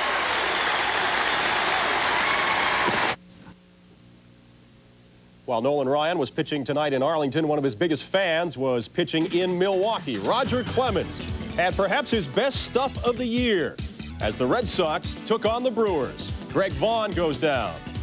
Edgar Diaz, forget it. Clemens struck out 9, a 3-hit shutout, his first shutout of the year. Red Sox win 2-0. They're now tied for first. Back to Arlington. You know it's going well when you see Tony sitting on that back leg, just sitting there waiting for it. Tired arm. Roger complained of a tired arm. Throws the 2-0 shutout. Well, you know, we're talking again about Nolan Ryan's next start, possibly against Milwaukee. Real important part of matchups and winning ball games is who you're pitching against. Are they aggressive swinging ball club? Milwaukee, that type of guy. So, you know, maybe Nolan will get his next. He's 11-9 against them coming into this season. Mike Stanley, the catcher, leading it off. Righetti still on for the Yankees. And the Yankees have a new right fielder, and I don't have the slightest idea who that is. Well, I'll find out. Looks like you. Who is that? That one is popped up. Please don't hit it there. Here's Roberto Kelly, who's in left. He's going to be called off of the shortstop Espinosa. Well, it looks like it's Leyritz, and I think maybe Velarde went into third. It looked like maybe what had happened. Is that what they've done here? Righetti gets the first out, bottom of the 10th inning. That'll bring up Steve Buechele. Why in the world would you simply take Jesse out of the game? Maybe there's been a trade made and we don't know about it. I can't believe you don't know about it, Norm. I mean, this is your town. We've got a guy on waivers playing center field for the Rangers. I mean, the town that never sleeps, Arlington. I mean, and you don't know about this? One down, Steve Buechele. 3 for 4. RBI, couple of doubles, runs scored. Thank you very much. And the strike. Remember that run in the bottom of the 8th that we talked about? You got to narrow this. If you want to pick up Righetti, you want to try to knock a run off the lead in the bottom of the 8th. Buechele's 2-out base hit proves to be a huge run in this game. Sure was. In fact, Gary Thorne would be having nachos about now were it not for Steve Buechele's. Mucho nacho. I think we hang both Buechele and Incaviglia. 1 ball, 1 strike. Tell it like it is. I love that. That's right. You starved, Jimmy. That brutal honesty. Brutal honesty. This short. Espinosa. Kevin Maas, and there are 2 down. I was just looking in the Elias baseball analyst for 1990. We were talking about losses in our team's last at bat. They went back and analyzed that. In 1989, the major league average was 17 losses in the opposition's last at bat. That's a lot higher, I think, than most people would have expected. Now, what was the average? What did Oakland do? Oakland last season lost 12 in their last at bat. Grounded toward short again. Espinosa's got it. Running throw. That's going to be it. 1-2-3 inning. We go to the 11th. Tied here, 7-7.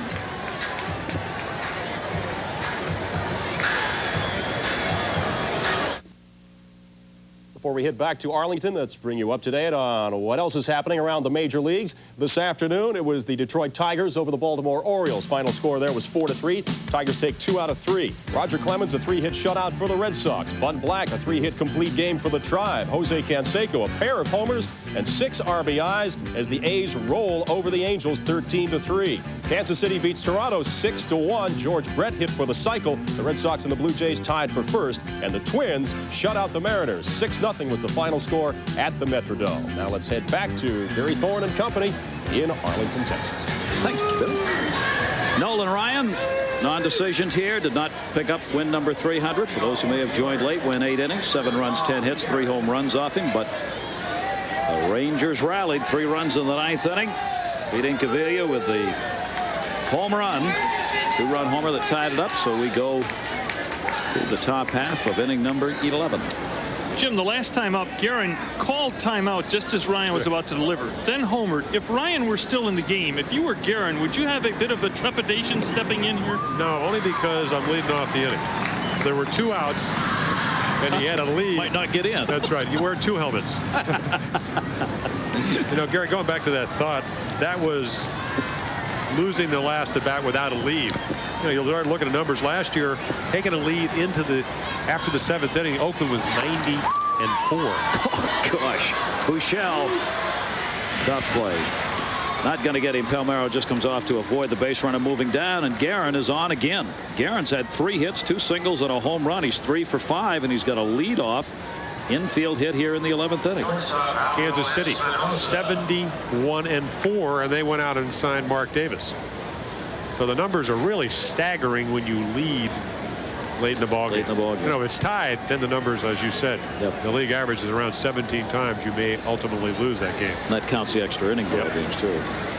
Now Espinosa, with everybody looking for the bunt. Mike Stanley comes back and brushes off home plate for the umpire. He's a full-service catcher. Gotta stay active. That's right. Yeah. You never know. Maybe you're looking for work. Any way at all to get a little favor with Ted Hendry, right? Here, let me take care of it for you, Ted. Buechele in at third. Go to first as much to see whether or not Espinosa would move up in the bat handle. Didn't indicate. Great bunter last year. Second to Fermin over in Cleveland with 23 sacrifices. Good bunt. Russell, second baseman Franco covering. There's the sacrifice, 7th of the season for Espinosa, and that moves Bob Geren down to second base with 1 away. And it'll bring us up to the top of the order, Deion Sanders. One thing you have to understand about Kenny Rogers is even though Kenny Rogers has the assortment to go a long way in a game, fastball, slider, changeup, for the last couple of months since Russell's been out, he's been a 1-inning pitcher. Last 29 times out, he's pitched only 34 innings. So this represents a long way for Kenny Rogers and a lot of pitches for him to throw.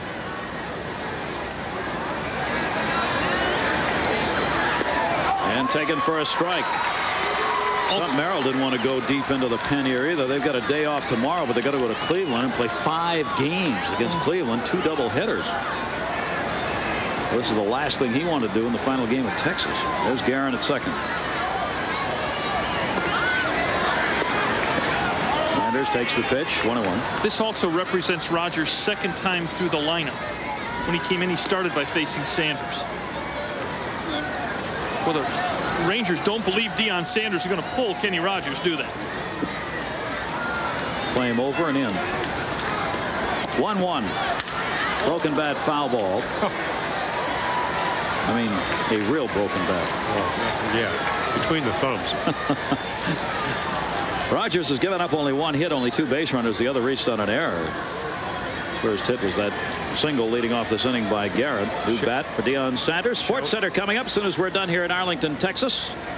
They're standing by to bring you up to date on all the day's baseball action. Lots of very important baseball games. Canseco chasing for the home run lead. So's Michael Jordan. Yes, Michael Jordan. Dan Patrick, Bob Lee standing by. 1-2 the count. New bat, foul ball. You know, I've never been much on Superstars competition that made for TV, but I'd pay to see Bo and Michael Jordan go at it. Doing what? Like 15 athletic things.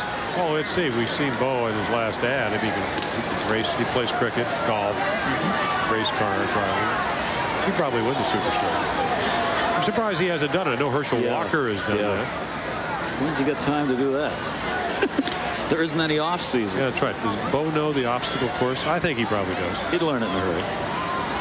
1 ball, 2 strikes on Deion Sanders. We are in the 11th inning. Yankees with a runner at second and 1 out, tied 7-7. Kenny Rogers. Staying right in on the fists on Sanders. 1 ball, 2 strikes. We got to give the Yankees a lot of credit. I mean, they could pinch hit here. They could not give Deion Sanders the opportunity to learn at a major league level. You know, we talked about Buck Rogers up in Montreal. He took some flack from Tim Wallach, his third baseman, because he let some of these young guys, the Shields, Grissom early in the year, learn under these circumstances. And he said, how will they ever get any better if I take them out in clutch situations? Pretty good point. Yep. 1-2 delivery. Sanders doesn't like it, bangs his bat. Ted Hendry keeps the mask on for the moment. Rogers has 4 strikeouts. The mask is off. Deion's close to leaving. Very close. And he's gone. There goes the bat. Showalter, the third base coach, is holding him off, and Stump Merrill moves out in between. Buck Showalter came charging down, number 48. Hendry gave him a chance to leave. Deion Sanders didn't take it. Showalter doesn't like it. He's arguing with home plate out. I take it back. That's Mike Ferraro, first base coach, who's arguing. Here's your problem, guys. Yankees have no outfielders left. They've already got Lirritz, an infielder, in the outfield. That's right. 4 strikeouts for Rogers. Deion Sanders is gone. Geren still at second base. There are 2 down. Here's how it happened.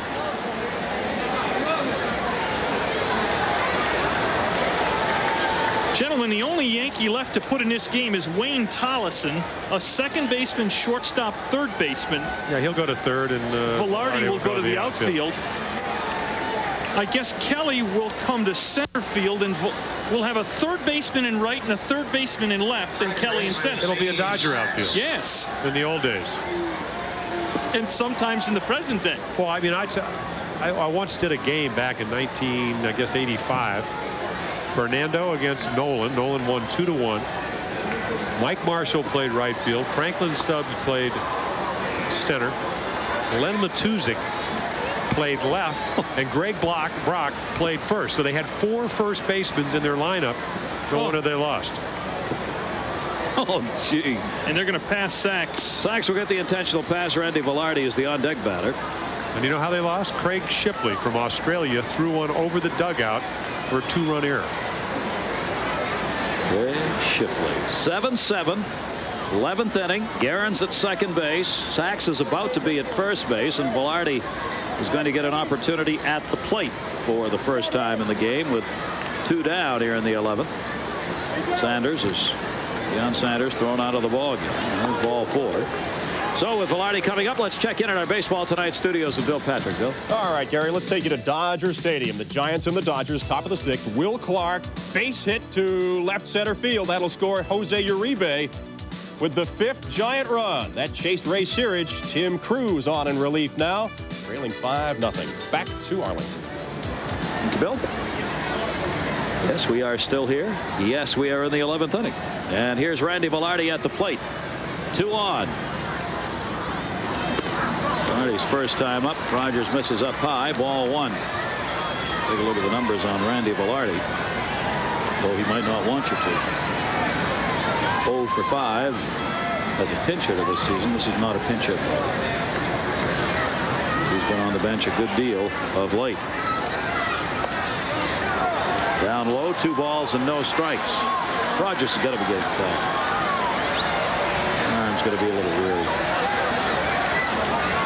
The Yankees could have one other possibility. Kevin Maas is an outfielder. He could move out there, but then who do you play at first? Because Tollison doesn't fit there. Well, you put Velarde at first. He played a little bit of that in spring training. 2-0. 3 balls and no strikes. And Bell Boney is waiting on deck.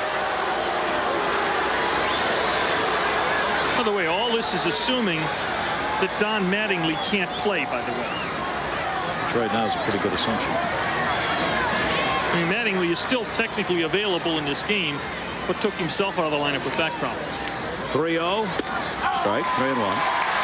Mattingly never played tonight. Came in, was going to be in the lineup. Said, my back hurts too much, I just can't do it. So we did not see Mattingly in this game. Rangers have a right-hander, Arnsberg, ready in the pen.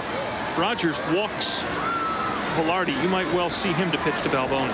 3-1. Good comeback. Rogers looks like Randy Myers out there. Myers gets off the mound after every pitch, takes a cruise around.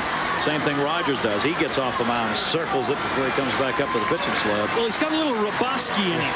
He'll turn his back and spend a few seconds psyching himself at times. Well, he psyched himself right back into a 3-2 count after falling behind 3-0. Geren at second base. Sax at first. 2 down. There they go. And there he goes. That's 5 strikeouts for Rogers. And he gets 2 in this inning. Yankees leave 2 on base. We go on. Time now to bring you up to date on the National League story. The Astros got a great performance from Danny Darwin. A complete game, 10 strikeouts. They beat the Braves 5-1. The Mets hung on to beat the Phillies 10-9. And the Pirates lost to the Expos. A 3-run homer in the bottom of the 10th by Marquise Grissom. The Mets are within a half game. The Padres beat the Reds 2-1 in the first of 2. They lead 8-2 in Game 2, 9-2 now. John Tudor, a 5-hitter, as the Cards shut out the Cubs, and the Giants lead the Dodgers now 6-0 in the bottom of the 6th. Matt Williams, a 3-run shot in that one. Back to Arlington. Thank you, Bill.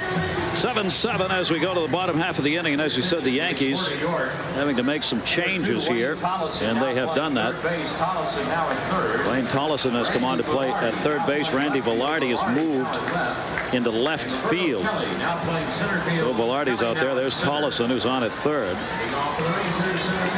And we've got a new pitcher, Mark Leiter. Mark Leiter.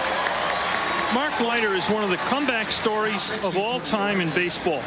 This is a guy who missed three complete seasons, never threw a pitch in 86, 87, or 88 because of continuing series of shoulder surgeries. Picked up by the Yankees last year, pitched in Fort Lauderdale and Columbus, and had a nice combined 11-8 record, and just called up from the minor leagues. Brother of Al Leiter. Yep. Made his major league debut last night, getting Pete Incaviglia to pop out with the bases loaded.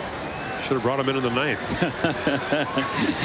All right, bottom half of the inning. Yeah, let's see what the Rangers can do with it. I just thought I'd throw that in there for your consumption, Gary. Thank you very much, Jim Palmer. Great to have you with us tonight. Yeah, speaking of consumption, you'd probably be eating if he had come in the 9th. 1-0, and Leiter gets the strike in. 1 ball, 1 strike. Top of the order. By the way, he has not come back as a mush baller. This guy struck out 95 and 94 innings in AAA this year before being recalled. Espy wasn't even supposed to be here facing Leiter. 2 guys who aren't supposed to be here facing each other. You read your transaction column in the papers today. Espy was gone. Well, he's not. He's still here. And so are we. Arlington Stadium, where Nolan Ryan did not get his 300th, but the Texas Rangers battle back. In the 9th inning, they picked up 3 runs. 2-run homer by Incaviglia tied this ball game up 7-7. And that's still where it is here in the 11th inning. And a night of everything. We've had home runs galore. Incaviglia's for Texas to tie it up. Prior to that, Kevin Maas, Roberto Kelly, and Bob Geren had home runs for the Yankees. But they could not hang on to it. Righetti came on for the save, worked 3 innings, gave up 4 runs, 4 hits, a walk, and 2 strikeouts. And he's now gone. The Yankees have used 5 pitchers: Lapoint, Mills, Catteray, Righetti, and now Leiter. Big pitch here. Cecil can run if he gets on with 11 steals. 3-2. He's going to get good pitches. He hit 3 and 1. He had one right there, but he was taking. I'll tell you what, you don't want to trick him here. You want him to swing the bat. You don't want to trick Ted Henry behind the plate either. I mean, it's a situation, leadoff runner. You know he can run if he gets on. You want to make him swing the bat, put the ball in play. If he happens to swing through one, it's a bonus. Leiter come after him. 3-2. He does. Espinosa. One down in the 11th. Sunday Night Baseball right here on ESPN. You will see the St. Louis Cardinals and the New York Mets go at it. They'll be at Shea Stadium. Mets winning again. They're just a half a game out right now. The St. Louis Cardinals, who do not like the Mets at all, would love to be spoilers. They've got a chance to do that. 8 o'clock Eastern, Sunday night. Meanwhile, watch the transaction column for the Cardinals also. Maybe some bodies shuffling in and out of there fairly soon. Leiter to Franco. Breaking ball for a strike. One down here in the 11th. Single came in the 5th inning. Also has drawn a walk. That came in the 7th.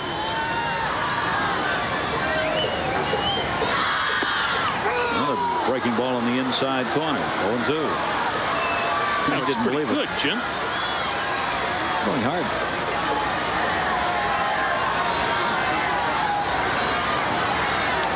A strange twist of fate that Mark Leiter should be active in the majors and not Al. Towards the hole. They were guarding the line. Franco's got his second hit. Velarde will play it back in. 14 hits for the Rangers. Runner on with one away in the 11th inning. Franco adding to his hit totals. Has picked up a couple here tonight. He now has 107. 8th in the American League. And Palmero. Excuse me, Gary, but have you heard anything about Al Leiter? We saw Jesse Barfield. We talked about him. Leiter going up to Toronto and Barfield coming to the Yankees. Yeah. They say he's getting very, very close. They feel he's over the blister problems. He's getting very close, but we've heard that about Al Leiter before. It's been a whole season. Who's never managed to pitch more than 120 innings in a year in his life without injury problems. Blister on the pitching index finger. One down. The runner at first. Missed outside for a ball to Palmero. I found McDonald's explanation of blisters interesting. He thought the baseballs used in the minor leagues had higher seams and activated it more. They were talking about the ball that he was using in Rochester, different than the American League ball. In fact, he pitched a simulated game before he came back to the big leagues up in Rochester in the bullpen with American League balls, just so they can alleviate the blister problem. Back when the Orioles were here in Texas, Ben being called up, went over and talked to Nolan Ryan. Nolan having that problem back in the late 60s when he first came up with the Mets. Pickle brine, something like that they use, alum. Yeah. Trying to toughen up the hand. Yeah, what he said, what you actually do is you got to file down the callus. You know, most people think you got to get the callus, but that callus, when it's hard, causes the blister underneath. Missed outside, 2-0. So Nolan Ryan instrumental in helping Ben McDonald. Here's a situation where Bobby Valentine may turn Franco loose. He's got a terrific contact hitter at the plate in Palmero in a wonderfly advantageous situation. 2-0. Franco with good speed and Palmero a good contact hitter. Yeah, once went with the Cubs 29 at bats without missing a pitch. Yeah. Didn't swing through it. Not incredible. 2-0 count, one away. Pretty good lead for Franco. He's not going. Palmero does go. Right field. Going back. Lawrence could be the ball game. Goodbye. Home run. Game's over. A 2-run homer by Rafael Palmero. And the Rangers beat the Yankees 9-7.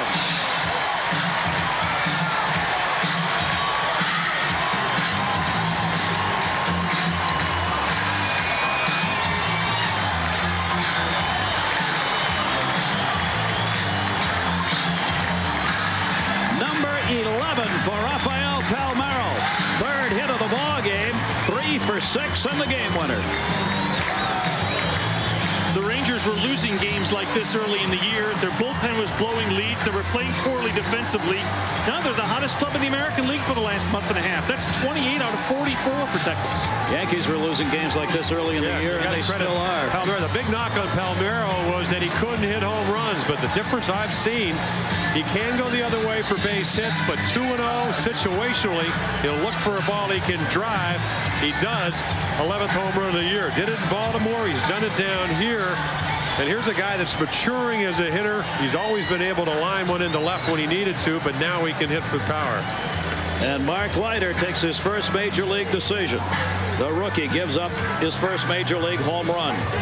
And he is 0-1. For Jim Palmer and Norm Hitzges, this is Gary Thorne. Thank you for joining us. Our final, the Texas...